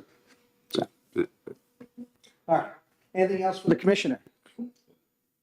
Seeing none, thank you, Thank you. Commissioner. So guys, what I'm interested in doing is we had the hearings on, with the agencies. And there wasn't much change in agencies from the House position to the, and what was presented by. I only have two agencies that have agreed to a change in their number that said based on new numbers and new calculations, they'd be interested in adjusting their number. But all the other agencies, like, the beer tax and securities and those kind have already said that, we don't, we have no modification from the House position. In the presentation they gave us, it didn't sound like there was much. So what I'd like to do is go through some of, for today's exercise, is maybe look at the revenues from the agencies, see if we can come to an agreement. What I don't want to touch today is business profits tax, meals and rooms tax, and real estate transfer tax. I think those are bigger conversations and bigger discussions we need to have about implication of what's going on with those. But I think things like tobacco, right, are a pretty straightforward line item. I think things like liquor are a pretty straightforward line item. So I'd like to go through some of the agencies and down the list and see where we might differentiate ourselves or the Senate position from the House position and from the agency position. Chris? Just wanted to make the committee aware of the document that I put in front of them, the worksheet document. So if you flip to page 3 of that document, you can see that's the start of the general fund education trust fund revenues.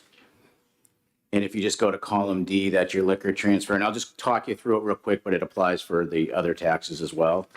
You'll see when you look under fiscal year 23, you have the row 9 is your official plan. Row 10 was the governor's estimate, current law, the House and Ways estimate, and then a high-low for the agency. In the case of liquor, they only gave you one number, so it was 130. And that follows a similar pattern for fiscal year 24 and 25. This way you can see what the governor projected, what the House projected, and what the agency provided to you last week when they came in. And then, as the senator indicated, if you want to go through various departments and talk about their revenues and come to decisions on them, you could look at this sheet and I'll track that for you. So does that plan sound like for moving forward for today to go through some of those? And any place we have discrepancy between members, we can hold off on that. But I'd like to establish some baselines so that we can clean up for our next meeting and focus in on the ones that we have more questions or more discussion about. Does that sound good, everybody? Question about the liquor transfer. Yep. Are these numbers net of what would happen with continuing the Medicaid expansion? This is under current law. Or what would happen? This is under current law, so the transfers that they make currently are accounted for here. If the Medicaid expansion is extended and there's some adjustments that need to be made, we carry it in the surplus statement. So if you look in the surplus statement, So you'll we should see, just carry that in our heads. and we did make an adjustment from the House where the $11 million and a $5 million decrease in the surplus statement related to the extension of Medicaid expansion and the way some of that would be funded going forward. Thank you. All right, so why don't we start on, we'll start on column C, tobacco. And so from the commissioner, the 23 total is estimated at in between a low of 216.6 and a high of 219.2 on the tobacco tax line. So is there the House estimated for the 23 number at the high end at 219? Do we want to keep that number for 23? I do, because we know that there's a connection between drug use and tobacco use. And we're not seeing our rates of drug use going down. And we're also not really seeing more people getting treated for mental illness, which also is correlated with drug use and tobacco use. Anybody else comment about using the 219 House number? If not, we all in favor of using the 219 House number? All right, let's pop that in. The 219.9, right? I'm sorry. It's Yeah, 219.9. 219.9. Yep. Yep, the same House number. So now we move on to our actual estimate for the upcoming year and what we think will happen. I'll remind everybody, the agency's projection on the tobacco tax was 5%, 0 to 5% reduction in 24 and a 0 to 3% reduction in 25. So the reduction level on the tobacco, the low number, or the worst case scenario for a minus 5% for 24 would be 205.8. The high number would be 219.2. So conversations around the 24, the House projected the low number. The House split the difference. It looks like they went for 214. So how do we feel about 214.4? Again, the agency's split was 205.8 and 219.2. Does anybody have a comment, Keith?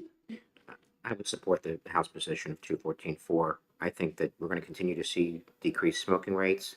It's going to affect revenues. I think the 214.4 makes sense. Anybody else?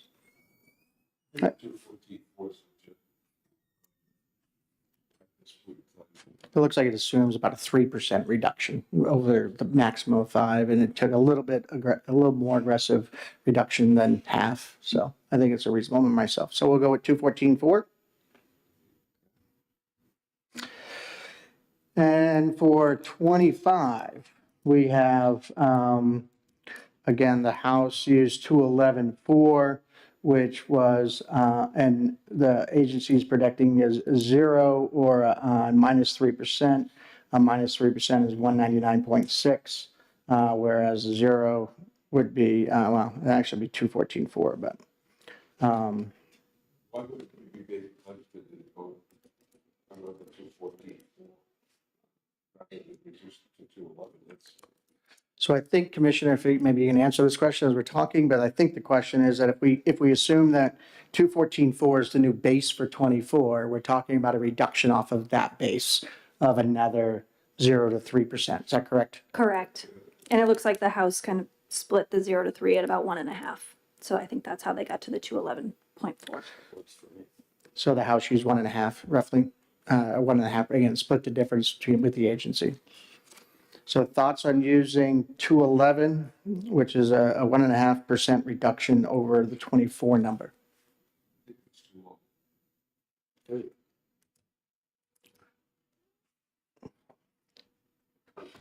So what number are you proposing, Senator? If the 24 number is 214.4, the agent is predicting either there is 0 or negative 3% on that number, what number would you like to use?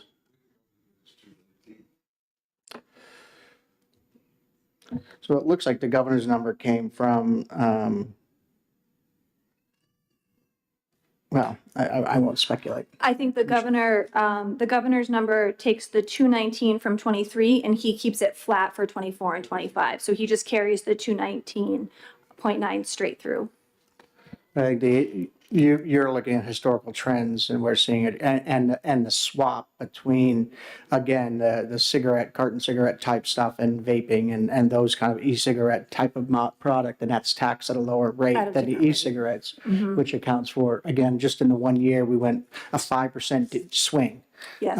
in people moving from tobacco products to the e-products and where tax revenue comes from. So I think she's taking the 0 to 3% takes into account the swing, right, as well as reduction overall in Correct. cigarette smoking. So do you have a different number you want to propose, Senator?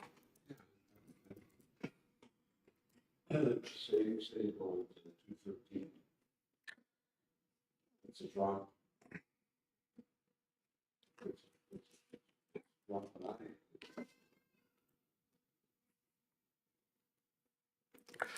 Anybody else have a comment on if we were to reduce the 24 revenues by roughly 1%, I think, is what we're talking about instead of 1.5? Is that right, Commissioner, to get?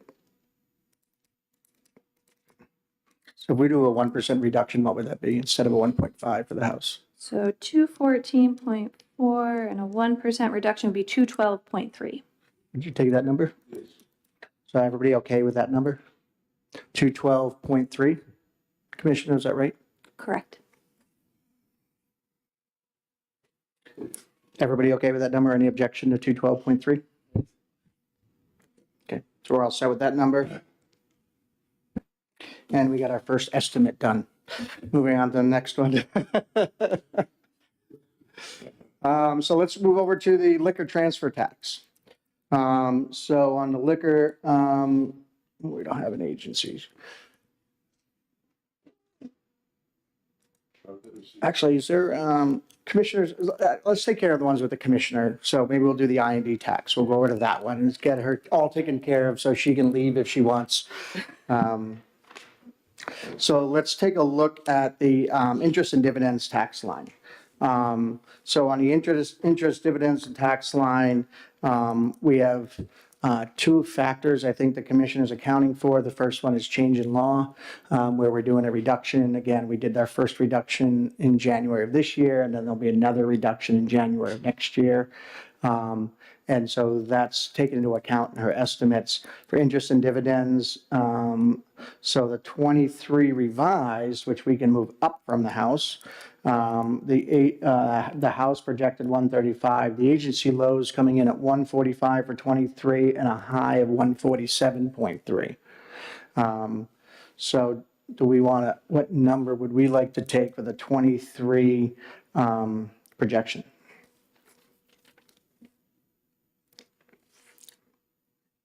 Anybody? So I'll jump in. I mean, again, I think the easiest form, and so we're safe, and again, it's a 23 number, is to take the 145 number. It's the one that will most likely hit for the 23 revenue projections.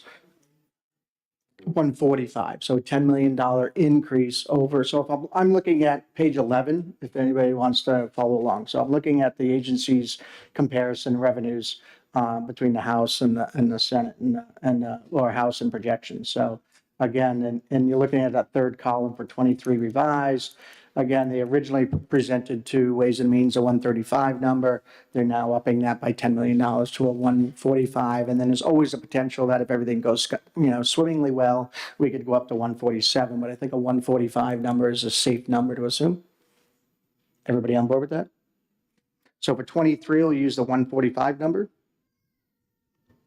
And we'll move down to the 24 projections. So the House projected 112.8. The agency is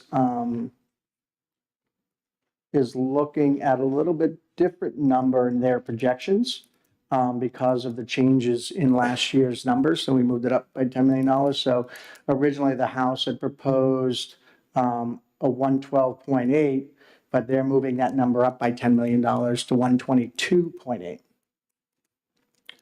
Is everybody, and that's their low end. Again, if everything goes swimmingly well, they think there'll be another, $5 million add possibly to that, but that'll all depend on some economic factors. Commissioner, you have anything to add? Just the 122.8 is 0 flat growth year over year, and the 128 is 2% growth. Hard to see because it's showing as a negative because of the tax law changes. But the impact is really totally flat is the 122.8, and a 2% growth is the 128. And it's flat, assuming change in law too. Flat, and then assuming the tax law change, correct. So that's why it looks like minus 15 and minus 13. Right. It's really flat, but taking into account the tax law change. So are we okay with using the 122.8 number? Anybody have an objection to that number? So will we use the 122.8? Moving on to 25, this is where, again, we have tax law change that occurs. So we'll see a drop in the number, but it's a tax issue plus probably some economic factors built into that. So the agency's looking at, so the House projected 89.4, but the agency, again, because we saw some increases in revenue for 23, is projecting a 99.4 for the low end and 107 for the high end. I'd be okay with accepting the low end 99.4 numbers, or any objection to that number, which will put us again $10 million above the House. All right. Great. Look at that. So are we all set with those three projections? No other further comment?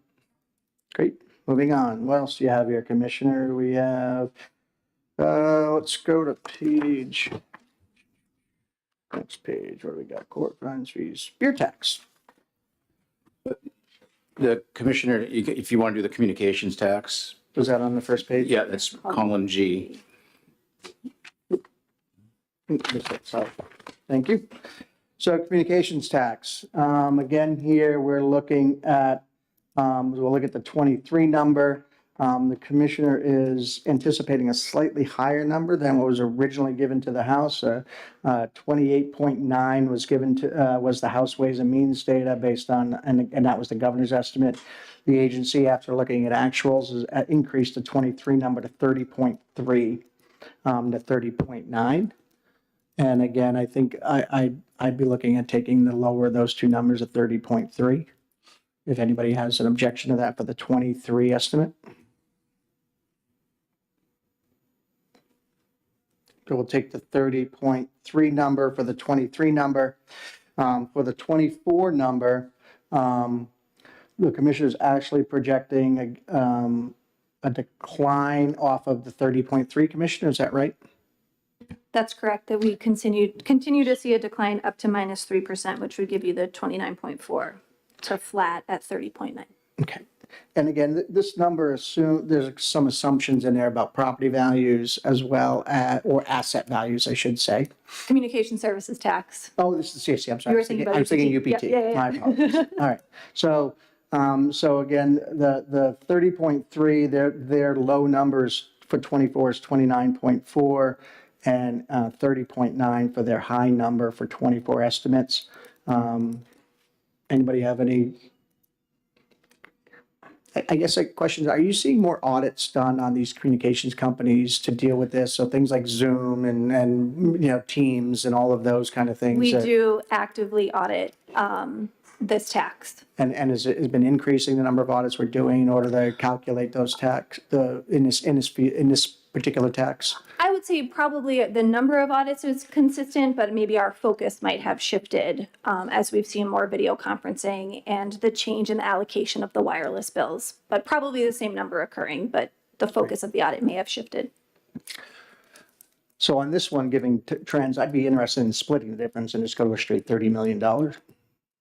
Up to 600,000 from their low, but below 900,000 below their high. That's not reasonable, everybody? I was going to say 29 and a half. What's a half million between friends? So we'll use $30 million for the 24 projection? Is everybody okay with that? Yeah. I think that kind of takes the market trends into effect where we're seeing more and more video conferencing. And going into 25, again, there's an idea of a 3% reduction in this tax going forward as people are moving away from landlines and those kind of things. So the original House Ways and Means estimate was 28.9. Because we increased that to 30, I think what I'd like, the agency's gap is 28.5 and 30.9. I think I'd again like to go with a straight 30 appropriation on that. Does that sound reasonable, everybody, for 25? $30 million appropriation? Just keep it flat from the previous year. This is 0% increase over the previous year. Anybody have any discussion point on that? Okay, so we ended up with 30.3, 30, and 30. Now we can go over my other favorite tax, the beer tax. I pay it, but I don't collect it. I think that's liquor, right? Yeah, that it liquor? is. Did you want to finish up with the Oh, commissioner I'm with sorry. the utility property no, tax on? So we're not Column O. going to do real estate transfer tax, we Hold on did a minute. communications tax, we did insurance, we did tobacco, so the only one that's left is UPT, right? Yep, and that's on page 4, column O. So page 4, last line. For the 23 number, the House Ways and Means number was 228.5. Right? Am I on the right one? Nope, wrong text. Sorry, I was on the wrong text. My apologies. So the House's appropriation, we're doing utility property tax column O on page 4. And so the House number was 42.8. The DRA's low is 40.6 with a high of 41.5 for the 23 revenue number. I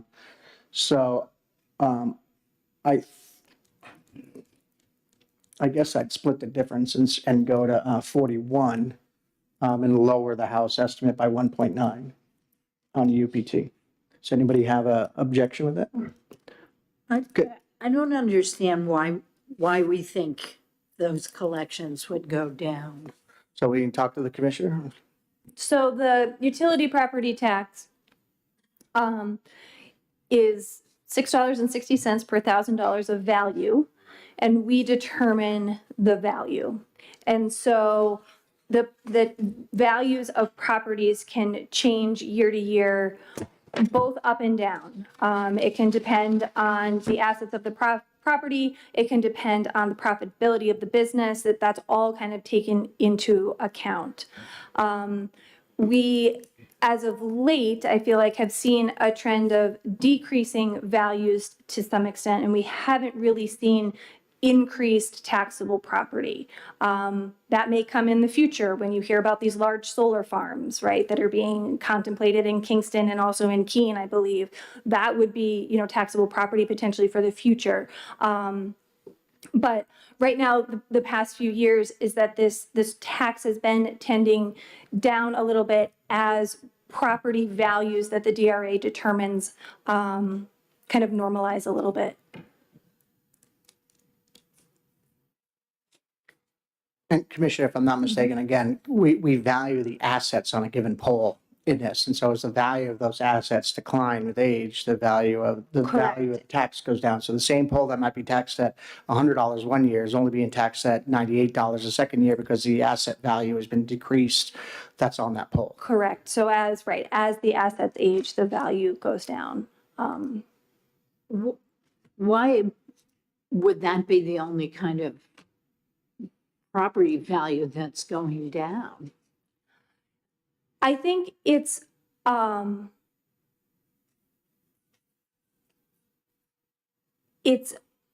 bit of a change in how we've been valuing the property. And our methodologies for doing that, as we've seen some staff turnover in that area, these are values that we need to defend. And so staff need to be comfortable with the values that they've determined. So we've seen some changes in the methodology that have caused the values for some utilities to go down, for other utilities to go up. So that's why I said we're seeing a little bit of a normalization in our values over the past few years. So I'm sorry, the one thing I was going to add is just understand we've had a couple commissions, and I know I just put another bill in for a commission for this exact issue, is that this has been the subject of lots of lawsuits in municipalities and for the state. And so there's been some adjustments made to deal with the lawsuits and what's going on that didn't necessarily need an adjustment in law, but they needed adjustment in how valuations were done. And so we have one more, Representative Abrami was the chair last year, asked me to put the bill in again this year because they almost completed it last year and they needed some more time. And so this is a changing area of, not necessarily law, but a changing area of assessment that's going on in the industry. So I think that's one of the reasons why we're seeing some fluctuations, some downturn is because of the various lawsuits and the commission recommendations. Correct. So again, I think we should, we'll take, I'd like to take the, we'll split the difference between the commission for the 23 number. Again, the commission, the House had 42.8, but the reality is it looks like we're going to be sitting between 40.6 and 41.5 in a real number. So I'll split, I was thinking we'd split the difference with the, with DRA and sit at 41. Does that sound reasonable to everybody? Not to me, but. Yeah. So Senator, what do you think? Do you think it's, I mean, I just think, I think I could see it being flat, but I don't. so flat though could be as low as 40.6, right? That would be, that's their realistic revenue numbers coming in for 23 at their projection is 40.6. Their high is 41.5. So I'm saying I think it might not necessarily come in at 40.6, come in at 41, which is still a little bit higher than DRA's low estimate just for this year alone. I guess I was thinking flat versus House Ways and Means. Right, but that's not their projection for actuals, right? Your 40.6 is your actual projection based on the revenues that have come in so far this year and what you're predicting for May and June. Correct. And so, Senator, when you see for fiscal year 22, we had 43.3 million. And then you'll see our estimate for this year between 40.6 and 41.5. Part of that, as Senator Lang mentioned, is due to the various court cases. Utilities often appeal our assessments. They pay the amount based on the assessment, but then they appeal it. And going through the process of the appeal, we have utilities that end up in credit situations. And so even if the value may stay flat or increase, they may have overpaid in the prior year, so they have a credit coming into the current year. And so that's how you can see the revenue, actual revenue received going down. So some of that is due to credits, due to the controversial nature of these assessments that we've seen in the couple of years that have spawned the commissions that you mentioned. And I think the other aspect of this tax, again, which I'm assuming the commission is taking into account, is the fact that what's going on for commercial growth and business growth in the state that leads to more polls and more things. And I think we're seeing a slowdown of that effect, right? That we're not seeing as many things being built.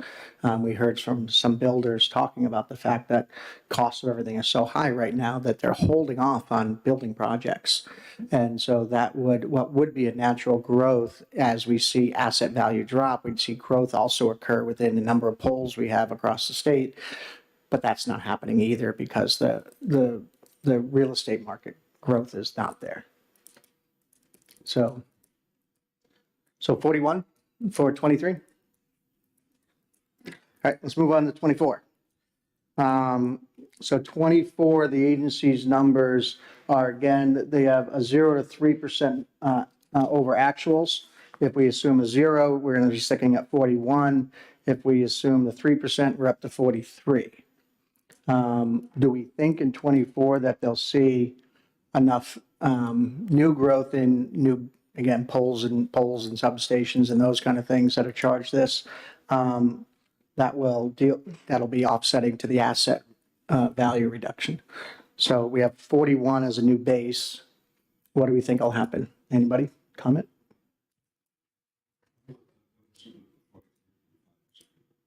Which number?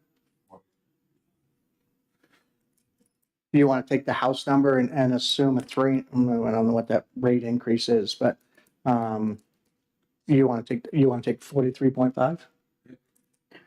Yes. Mr. Chairman, I would go a little lower. I'd say 42.2.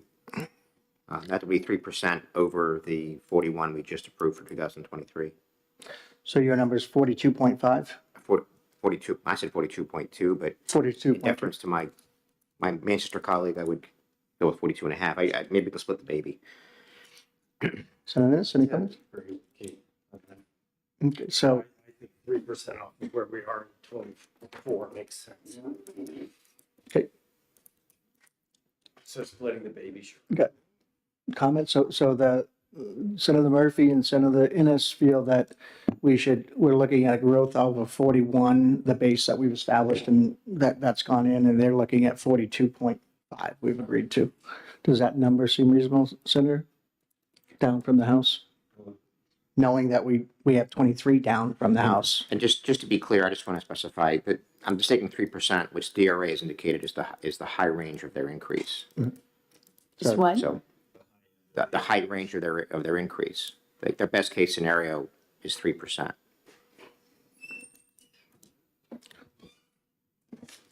So that's 3% over the new baseline, though. The 41, correct. Of the new $41 million baseline. So 42.2 is a 3% increase over the new adopted baseline. Does everybody agree with that 3% increase over the new baseline? I didn't agree with the baselines. But will you accept it is the question.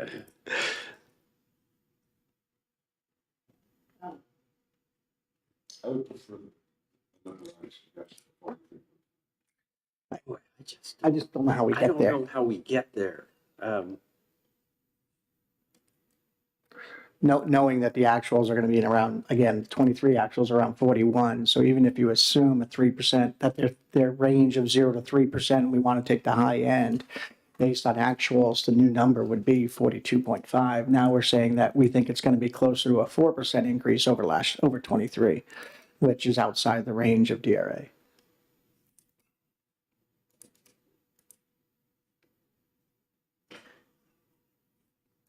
So the question is, can we live with 42.5? Is that what the number was? 42.5. 42.2. Their base, not theirs. 43. You're okay with splitting it? So can we live at 42.5? That's about a 3% increase over the new base I mean, for 24. 42.5. I We- think that's exactly right. And then we'll move into 25. Again, the House is at 44.1, but they're estimating that off of a base that is higher than what we had by $1 million. And so what the agency in this case was, the House chose 41.1, 44.1. The agency is again looking at a 0 to 3% margin over the previous year. I personally think that we're going to see a little bit of a slowdown in 25. I think that economics are going to tighten up everywhere, and the idea of electric companies and or utilities investing in more might be held off because of interest rates and everything else. So I'm not so bullish on 3%. Over the previous year. I'd be more in line with a 1 or 1.5% increase over the previous year just to deal with housing and stuff that they will have some natural growth because someone's going to build a house. So what percentage do we think over 24, 25 is going to be? And we can calculate out what the number is. A 1.5% increase comes in at 42.1. And Senator Ennis, I think, thinks I'm too optimistic. You think 1.5 is optimistic? I'm not sure you're too optimistic. So Senator Roosevelt, Senator DeSantis, 1.5% over the previous number is splitting the DRA's projections of 0 to 3. That's You're sure you think when? This year. so. Senator Murphy, what was that number? 42.1 is a 1.5% increase. Well, we have 42.5 for the previous year, right? So 1.5% over the previous year. It's going to be higher than You said 42. 42? 42.5 was the number we chose for 24. You chose 42.5 or 41? 42.5 is what we I said. apologize. 1.015. 43.1. So 43, so we'll do 43.21, you said? So we'll do 43.1 is 1.5%. 43.1.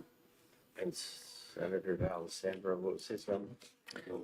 You want to go up close to the house, up around 44, right? So you're at 43.1. It's conservative. So again, a conservative estimate is a 1.5% increase over the 24 base, splitting the DRA's recommendation of 0 to 3%. The question is what you think the economy is going to look like in 25, whether it's going to tighten up even more, which is what we heard from various industries as well, that they think 25, due to the cost of borrowing and everything else, construction costs and everything else, are that they're expecting a flattening. So I think a 1.5% seems to be a reasonable number over the previous year. I just feel like, we're putting a lot of money into building things. Over the next couple of years, we're building a new forensic hospital. We're building a new secure youth center. There's going to be another freestanding psychiatric hospital built in southern New Hampshire. All of that's going to need utility work. I just don't see these things slowing down as much as you guys do. And I see the growth in Manchester. I mean, the army growth, and the buildings he's buying, and B, the money he's bringing in from DOD, and the enhancements that are taking place, the labs that are being built. But all of this can have a direct impact on utility property. So again, I think you don't want to confuse consumption with new build outs. We got rid of the consumption No, tax. I'm just saying that, but So there is no tax. Right, So- so this tax, Not confusing zero. this tax will be on generation, distribution, Right. and transmission Right. property. So your power generators, your large transmission or distribution, I always confuse the two, the large swath of power, and then your local, poles and wires. Well, I just see that there's a tremendous amount of activity going on in Manchester. And the perfect example I could use is Army. And what's happening as a result of that, both the purchases of property, which is going to affect real estate transfer tax as well as the utility tax. That's, Commissioner, if I'm not mistaken, again, Senator, isn't that in the mill park? Right, the army is in the mill buildings down there.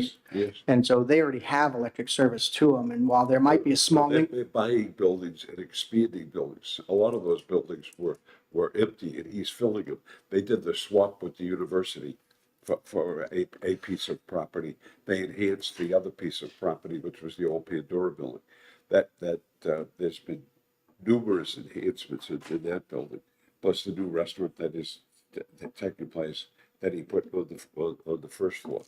He's brought in that a couple of new entities, new companies, and as I say, and purchased more property. That he purchased all of the Dine property. That's all been purchased by. so again, I think if there's an increase in consumption, you may see an upgrade in a pole, right, to bring more power in.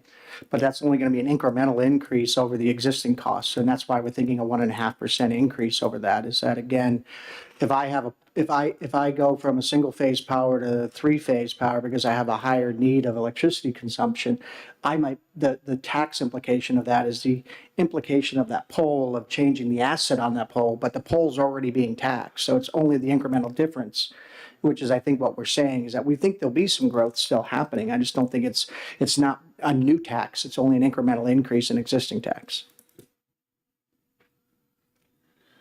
Taxes on value, and the value is still 660. We know that's, but I think there is an enhanced value. From my vantage point.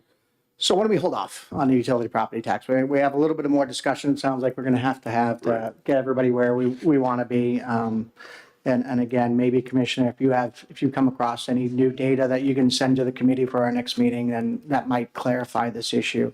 That'd be great. Happy to do that. So it sounds like you're ready for a beer on column K. Yeah. Beer's easy. It hasn't changed. Right. All right. Thank you, Commissioner, very much. Appreciate it. Thank you. Thank you, Commissioner. All right, let's go back to page, Page 4 is where the beer tax is, if that's what you really want to go to. I'm sorry. The beer tax is on page 4. All right, so stay right here. Yep, it's So column K. is there, again, there's been in the determination of the agencies, I don't think there was any change in liquor in this number. It stays consistent, it seems, year over year. Although New Hampshire was just, we sell more beer per capita than any other state in the country. Right. I just saw, yet the number stays flat, so. Right. So let's look at the 23. Be back to the beer, it's things flat. So, yeah. We want them in hits. So we're okay with 13.2 going straight down the page? Right. Yes. No objection. Can I just say that one of my favorite all-time headlines in the New York Times was "Trouble Brewing in Beer Industry." Along with Jets never get their running game off the Right. ground. So let's just stay on page 4 because we have a few of them here we can knock out. So we did the beer tax, we're leaving the property tax open. Let's go to the other line item. So the other line L. So if you remember, this has a significant increase over the previous year, and it's because, and I got an update from, go ahead, Chris. It's mainly the interest that's being collected. So because we have so much cash in the bank, the treasurer is earning interest on that, and the general fund and several other funds are benefiting. So we should be good with those. What So again, what you'll I got an notice, email from the treasurer a couple days ago, no change in recommendations on this line based, I asked her just for a quick update, is there anything, and nothing. So they have made no position changes on the House, so I think we should just accept the House position on this. so I would caution that first. There are some changes in the other revenue. The treasurer's other revenue stayed flat. And you'll see on lines, or excuse me, row 12 and 13, it's 99.3. So the comptroller and the revenue, there's about 200 other revenues that are looked at. And her estimate to get to the end of the year is actually a little bit higher than the house. The house was at 97 based on what the comptroller had suggested. The new estimate is 99.3. So I would suggest you maybe want to consider taking that estimate for the So- other revenue. So the 23 number is now what? 99.3. 3. Oh, 99.3, I see, Yep. yes. Yep. She's provided the exact same low and high estimates. She seems extremely confident in her projection. Okay, So, so, And I'll just touch on that for just a real quick so second. the Senator new Murphy number is, for the 23 revenues is 99.3. yes. And as we go to 24, again, the new number from the House position is down. Is slightly down, Yeah. yep. And again, it's the comptroller's, in her sheet that she provided you is not as optimistic as she was when she was with the House in terms of some of the revenue streams that are coming through. So again, And she's down on just a little bit again in 25 as well. Only 100,000 in 25 from the House, but So I'd take the new agency estimate unless somebody has an objection. No, So 98.9, and the same with 25, take the agency projection based on new numbers. right. And if I could just, for the purposes of the sheet itself, Senator Murphy, your comment about the same number for both, DRA is the only agency that provides a high and a low, so that's why we put that in there. All the other agencies just give you one number for each year, I understand. Thank you. so. All right, so we're good. We have 99.3 in 23, 98.9 in 24, and 94.5 in 25. Right. Everyone's good with that? Yep. Other column crossed off. Let's move over to lottery. So lottery did provide a new number to us over the House for the 23 actuals. Again, this is a result of some extraordinary high lottery winnings that drove up numbers. So they're now at 180 as compared to 170.8, which is where they were with the House. Right, So accept the 180 number. yeah. Okay. The 24 and 25 number, I did have a conversation with Director McIntyre, and I sent him an email and text last night and just said, hey, based on your actuals, I'm interested in maybe raising your revenue numbers. And I suggested a $2 million increase in the first year and $1 million increase in the second year, and he accepted those. He said he ran it by his CFO, and they were completely okay with raising those revenue projections It was 60, to 160 and 164. it was 64. Okay, Everybody okay with that number? how do we know? Yeah, it's a, If we have it taxed properly, we could vote these numbers really high. well, again, remember this number is what drives to directly to Education Trust Fund, right? So, Right. and I was looking at the actuals and had a conversation with the That executive goes to director. education. Right. So, we'll do tobacco settlement, because that's again is a pretty straightforward number. Chris, can you, for some reason, you have a number filled in on the 23. So we know the tobacco number for 23 is 44.6. That number came in April, so you're not going to get any more than that. The 40 million for 24 and the 38.5 million are the estimates that came from the AG. Again, they come in fairly conservative because of all the factors that go into the master settlement agreement and to what the states get distributed. So I mean, you 23 can see it's been consistent throughout from the governor through the House.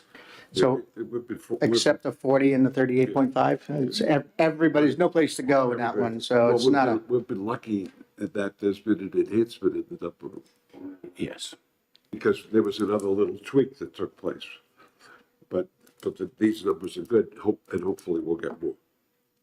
so let's jump over to column J, the securities revenue. There was no difference between the House and the governor and the agency. So they have, well, I shouldn't say that. The plan for the official, there's a difference between the official plan in 23, but the governor, the House, and the agency all estimated 45 for that. Is everybody okay with that? Taking both the agents, the governors and the House estimates, I didn't hear anything from the agency that would make me think anything different. Right.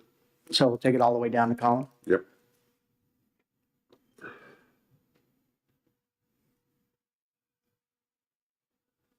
Great. We'll move over to court fines and fees. There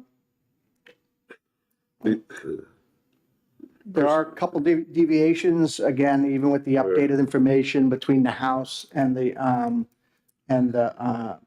agency.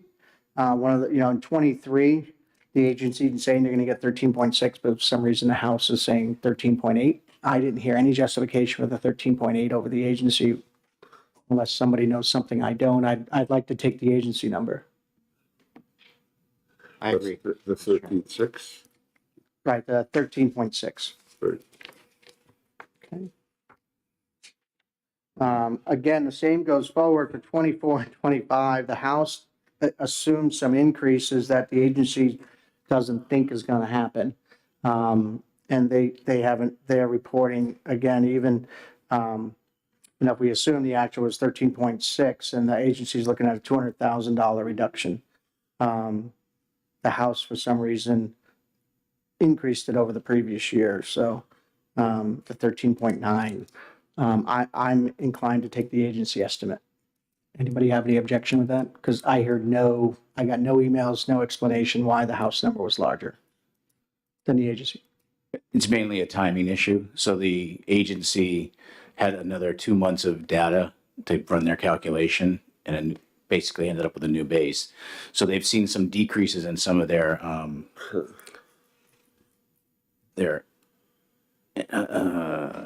entry fee and their other revenue. So those projections have caused them to trend downward on what they've have for you guys. So based on agency input and the trending of the new data, I'd suggest we take 13.4 for 24 and 13.3 for 25.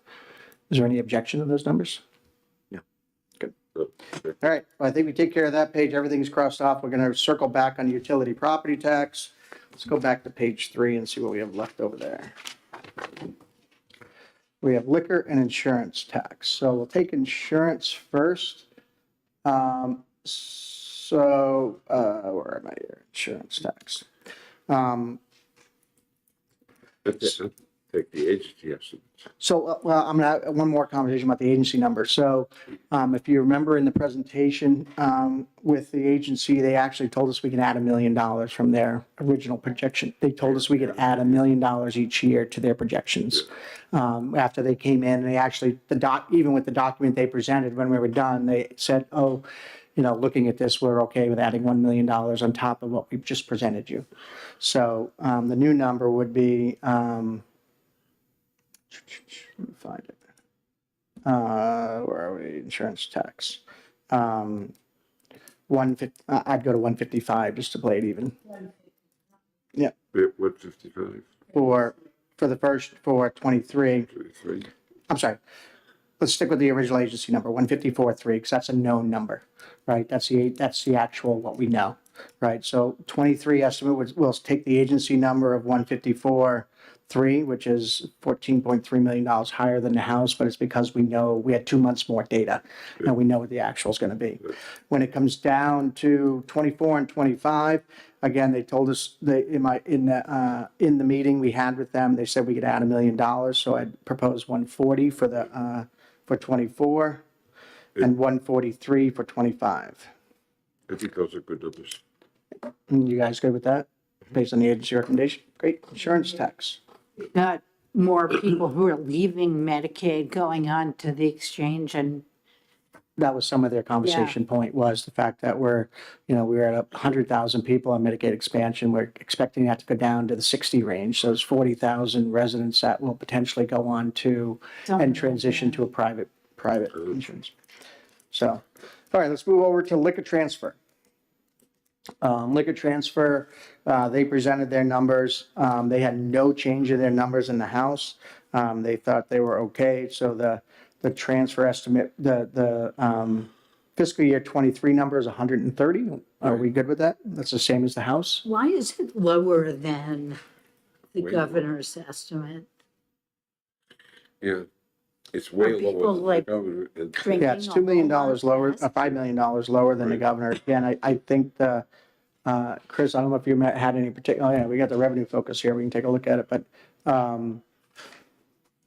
If I recall, there was a transfer that occurred related to the Granite Advantage that the governor's number didn't account for. Right. So thought that when the was- agency came in, when the agency was working with the governor's office, they provided a number that was before that transfer occurred. So there's that ability for the Department of Health and Human Services to write a letter every 6 months and say, we need money from the liquor fund or not. And there was one of those letters where they had to make a final transfer, I believe. But I'd have to confirm that. So that transfer gets made before the transfer here? To the general, that's correct. So that is a transfer before you go to the general fund, so it decreases the amount coming to the general fund. So it's the So gross amount, governor not didn't assuming the include- transfer. The governor didn't include Granite Advantage transfer. This is the current law. We're under 126 AA, where the commissioner, if there seems to be a shortfall, they can just tell liquor, make a transfer into that fund. I believe it was related to that. The governor didn't include that in their Didn't. estimates. Did. Right, and that's why you see a number going from 135 down to 130. So that actually means liquor revenues are up. They were up a little bit, yes, Because yes. the transfer is like Right. 11 million. Okay, got it. That was 7.2. The one that's being talked about was a $7.2 million transfer. Oh, it's next year. Yes. It's 11. Yep. So for 23, we're okay with the 130 number? You, Yep.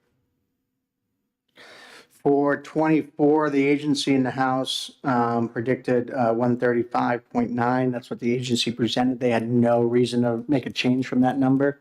And it was that same number the House accepted, even given the data. So we're going 135.9. 135 million. And in 25, we have 135.6, which was the higher than the governor's number, but equal to the House's number, the agency's number was. Again, I think this was an updated number. I'm not sure why they're predicting a slight downturn in taxes. I don't remember if they gave us an explanation for that $300,000 decrease. Chris, do you remember?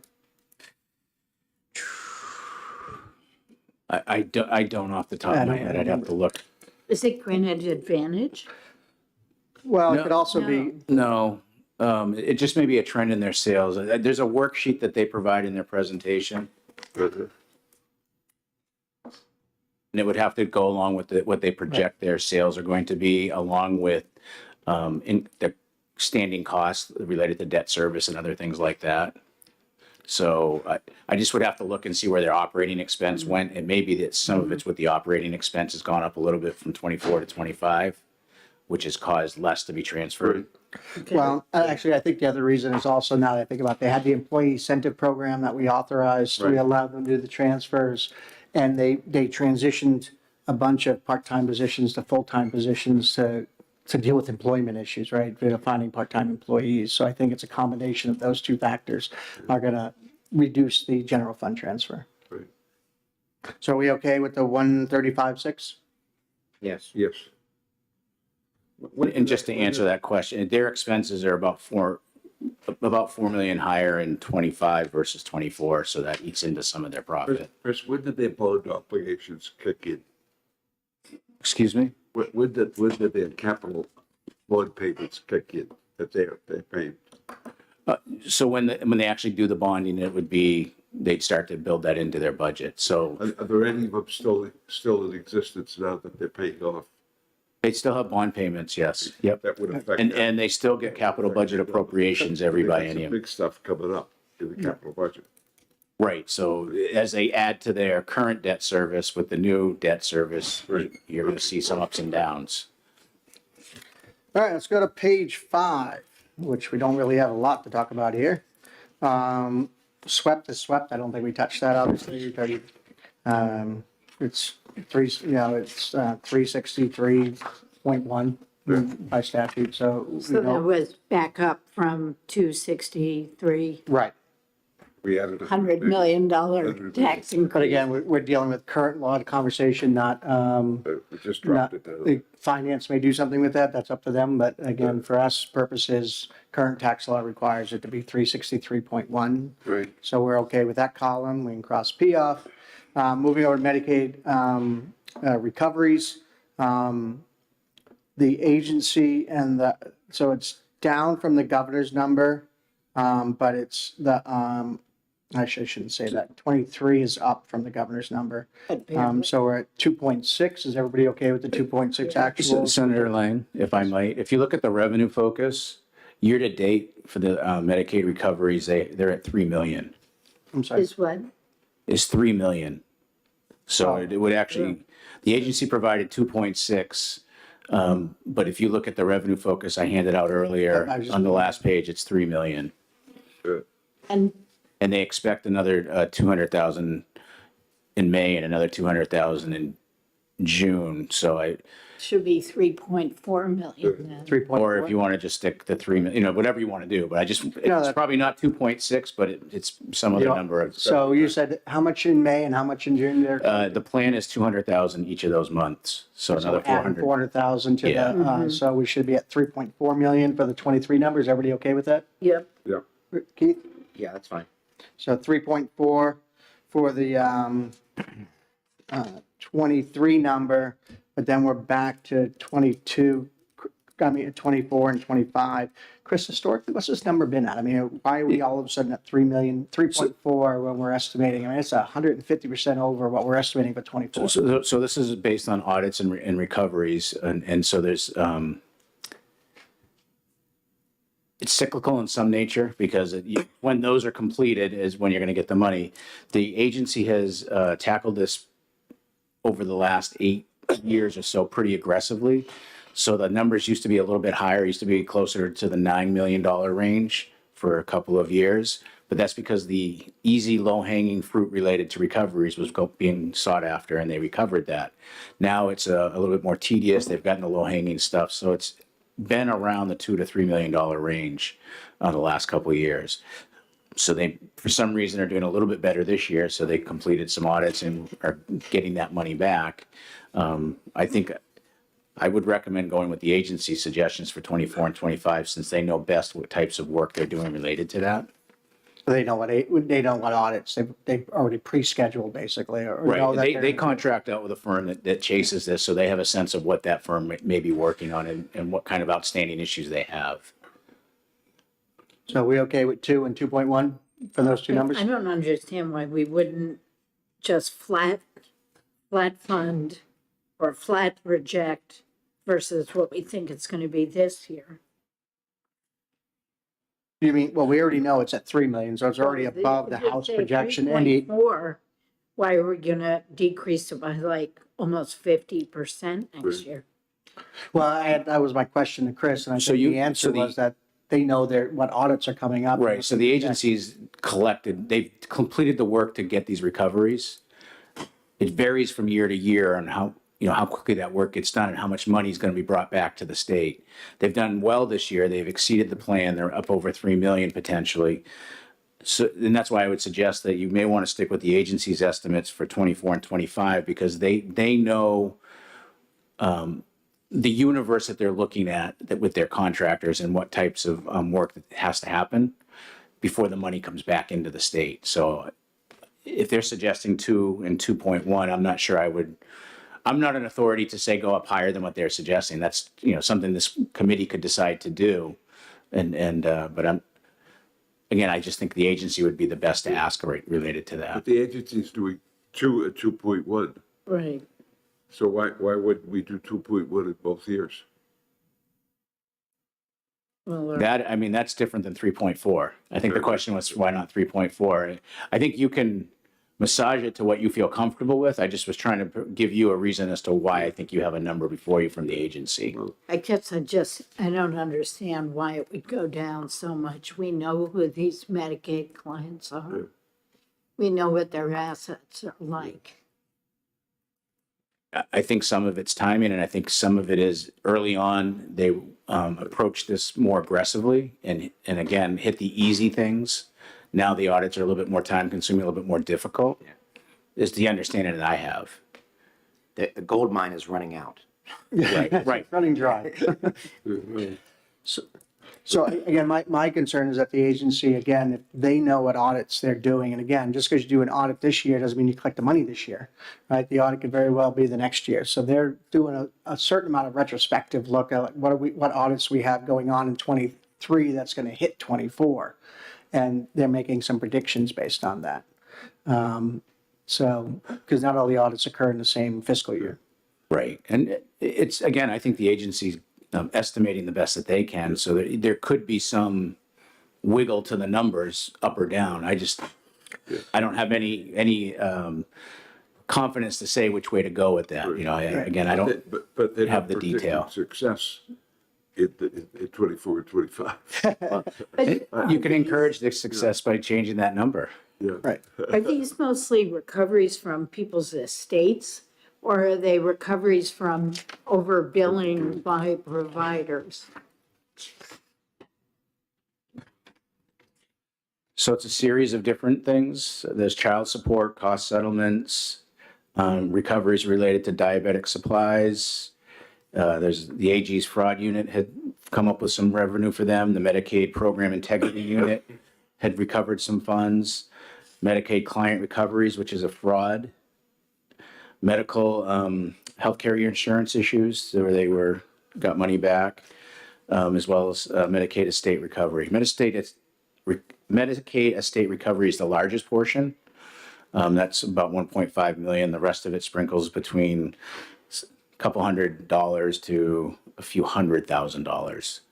So again, there's a wide range of what they think can happen. And for instance, the Medicaid program integrity unit collected in 23 $267,000. They're only projecting 48,000 in 24 and 25. So I would assume, have settled on something, recovered something. They know that expense. They're looking forward in their workload and saying, okay, this is what we think we might recover. So it looks like again, based on the DHHS projection sheet that they gave, I'm guessing, one is a TPL casualty, it's accident and trauma settlement that they did where they picked up almost I think it's $50,000 just increase in that one line. And then in their various things, they pull these recoveries from. And the other one was cost settlements again. Somewhere they got $100,000 increase in that. So just in two line items, they picked up, $500,000 plus in those two line items alone. And then the other one was Medicaid program integrity unit picked up $220,000. So, but they're not predicting they're going to get that again. So again, I think that the actually Medicaid estate recovery, which is, the people that go into nursing homes and then we end up, that stuff staying consistent around $1.5 million, which is the vast majority of where this revenue is coming from. The other ones seem to be one-off type of issues that, we've picked up. So I'd like to stay with the agency number, given that we have no facts to expect why they would be higher. If they came in and said they were doing 20% more audits, and I'd say, okay, well, let's increase your revenue numbers a little bit. But they didn't come in and say that. So are we okay with 2 and 2.1? You're not. Do you want to, I'm okay with leaving that open if you want to reach out to the agency to see, again, how, I just don't want to put a number in because I think it's okay. I'd like to have some logic behind it besides just last year was a good year. We don't have any reason to expect that the agency's number should be higher based on what the agency said. And so do you want me to leave it open so we can discuss it another day? Why not? Leave it open. I'm okay with that. Again, if I know you have relationships with DHHS, maybe you can reach out to them and find out, why they're predicting that number and not an increase, given that we're at, it's a 30% reduction over the previous year. Right. So you can ask them. All right. And, actually, I guess I think the last thing we have a couple more. And we'll go for another 10 minutes. We'll see what that looks like. We'll be out of here at 11:45. So we'll move over to the highway fund. Again, Chris, I'll let you take this one. I don't recall highway, this is all driven off the gas tax and motor vehicle registrations for the most part. We'll start with page 7, column A. We'll talk about gas road toll, which is not the tolls on the highway, that's your gas tax. Correct. And so the governor had estimated for this year 121.8. The House estimate was 124.3, which was based on the agency estimate when they came in and gave updated numbers. I have not seen any updated numbers given the actions in March and April. And so I'd be consistent, I'd be looking at staying with the agency number of 124.3 unless somebody has an objection. So 124.3 Right, with 24.3. for the 23. Going into 24, the governor's estimate was 124.8. Ways and Means picked up 125. Agency's recommendation was 125. Chris, was there I'm trying to recall any conversation, that was a pretty complicated conversation about road tolls. Was there any reason to think that due to the declining gas prices over previous year that we're sitting at 124.3 for the new 23 number, and we're saying it's only going to increase by 700,000 for a whole year, even though we know that in 23 we had some pretty high gas prices. So I think the department presented to you that, though gas prices go up and down, it's by gallon. So it's not, the dollars on it is not what generates the revenue. It's how many gallons are sold. And that with some of the hybrids and electric vehicles, they've seen a flattening out of some of the road toll, as well as we still haven't fully adjusted to COVID remote work. So there's still people who don't travel back to their workplaces as much as they used to. I think the director of road toll kind of went through those two examples primarily as why they think their road toll numbers are going to be fairly flat, generally speaking. Any other comment on road tolls? Are we okay with the agency number of 125? I think so. Keith? Yeah, that's fine. And for 2025, same thing, 125? Right. The $600,000 increase over the previous year. Right.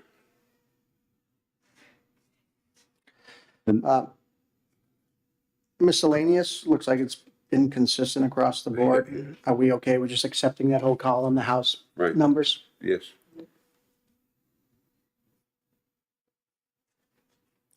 Motor vehicle fees. There was just some minor variations. The agency estimate number for this year, 23, was up from the House. I'd suggest again, they had more current numbers than when they presented to the House. So I'd recommend we take the 133.5 Yep. agency number. Right. Going down to the 2024 number, the House originally had 133.6. Agency came back due to the increases in this year, and then what they expect for next year. They increased their projections from 133.6 to 134.8. And I suggest we take the new agency number of 134.8 versus an objection. No. And then lastly, on 25, we have the same situation where the House number and the agency's new number is a little bit higher, so I suggest we take the agency number. It's an increase of $200,000 over the House number, Right. so 134.7. Right. I'm sorry, it's $1.2 million increase, sorry. And I suggest we take the agency's new number. Why is there any decrease over 24? I mean, I know it's only 100,000, but There's some cyclical natures to the motor vehicle. Some of the registrations that occur. So it does an apportionment, so again, the business side registrations aren't annual, there's a cyclical to them, you can register them for multiple, so I think there's some aspect to the vehicle registrations that occur in different cycles. Right. What about the increase in the license, Chris? With from 50 to 55, they're still picking that up, I think. Say that again? We increased the license fee from 50 to 50. Right. But we're still getting hits on that because of the renewal cycle. Right. So Right. the question could be, what's the cycle like in the next 2 years in terms of revenues? I don't know the answer to that. I mean, I can ask if you would like. I just, Well, how many licenses do we have? We must have well over 1 million, right? I don't know. Yeah. So Anyway, we're okay with the 134.7 for 25 as well, taking the agency number? We have no reason to think otherwise. Great. All right, that finishes the highway fund. The last one we have is the fish and game fund, and there are some changes to this, and I'll let Chris speak to that. so to start with, there is no changes to column A, which are the license numbers. The 98 is consistent throughout. The changes would occur under column B. So let's take column A first. Everyone okay with the numbers presented between the House and the agency on those numbers? So we'll take that straight down. Right. So if members will recall when Fish and Game was here, you had some conversations with them about their unrefunded road toll for OHRV and Marine, and Right. they showed an actual number in 23, but they didn't make any adjustment in 24 or 25. So there was a pretty healthy discussion related to that. In addition, the department brought forward that they were going to collect additional interest revenue in 24 and 25, and they gave you a number related to that. As a result of the conversation that was had here, I reached out to the department afterwards to clarify their comfort level with some of the increases that were being discussed. And it was included in the email that I sent you, but I'll go over it year by year. So in terms of fiscal year 23, currently the agency estimate is 4 million for all other. You could potentially consider increasing that by, sorry.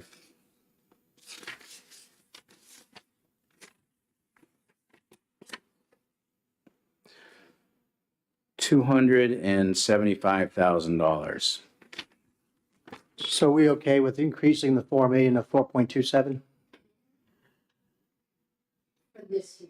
For 23. That's for 23. That would be the only change, would be the interest revenue. But what about 24 and 25? He's going to go to that. I'm gonna go there next. Okay.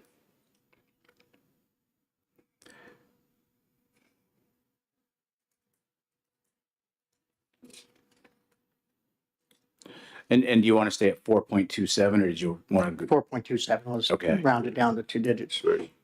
or 3 digits total.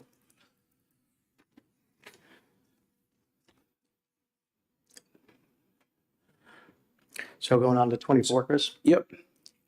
So that's again, the same thing. We had a conversation, if you remember, with the CFO, and they talked about the fact that interest rate, there's some interest increases that were there, and there was some other revenue that were projected low that they said we was okay to add on to. And Chris will give us the details on that in just a minute. Let me just pull up something real quick.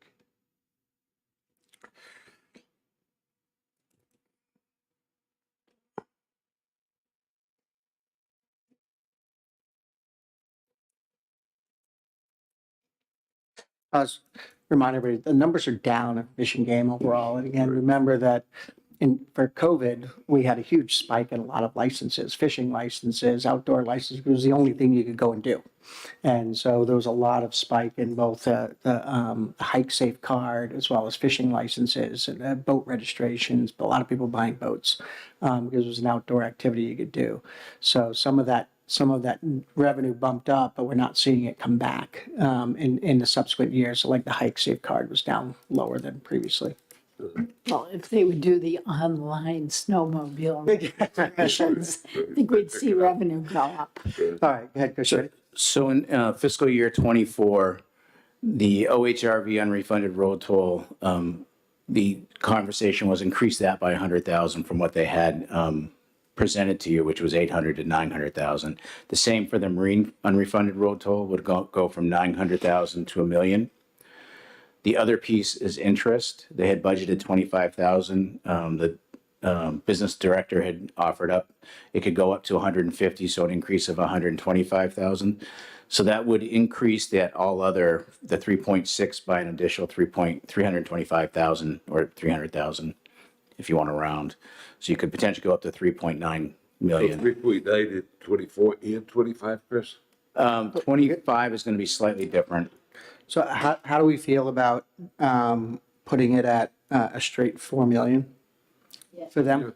Yeah, Does that make sense? yeah, Yeah. easier. Simple number. We'll get on live. Instead of, We'll get on live it's a registration. $75,000 swing, but instead of Yeah, right. 3.9, 4. 7.5, whatever it is, we'll just go straight to Right. 4. And then in 25, Chris? 25 was similar with the OHRV and Marine, $100,000 increase in each of those.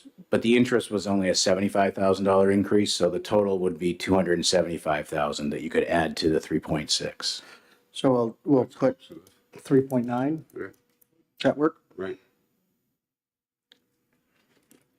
And that takes. Yeah, that's right. We'll force them to, if they want to hit their number, they're gonna have to get that online registration done faster.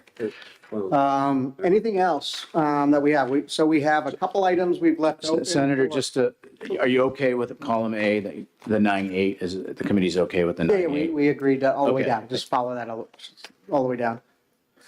So the items we have to come back and discuss and people should be thinking about are business taxes, implications of BBT and BET, rooms and meals tax, where we think that's going to go based on testimony we heard, the real estate transfer tax, the utility property tax. There's another one. Hold on, I'm missing one. your Medicaid company. Excuse me. I thought we agreed on Medicaid recovery, didn't we? Oh, no, we left that open. Medicaid recovery, we left I'm open. gonna check into that. Utility property tax, I'm missing one. What am I missing? I guess that's it. Oh, right, BPT, BET. Yep. I'm sorry? Yep. Well, we didn't come to an We agreement. didn't come to an We agreement. didn't come to an agreement, so we're gonna hold it for a future conversation. I think the conversation is gonna be around, again, the difference is growth versus asset devaluation on a poll, which impacts the tax rate. And so I think there's, some people are gonna reach out and talk to the industry or talk to find out more information.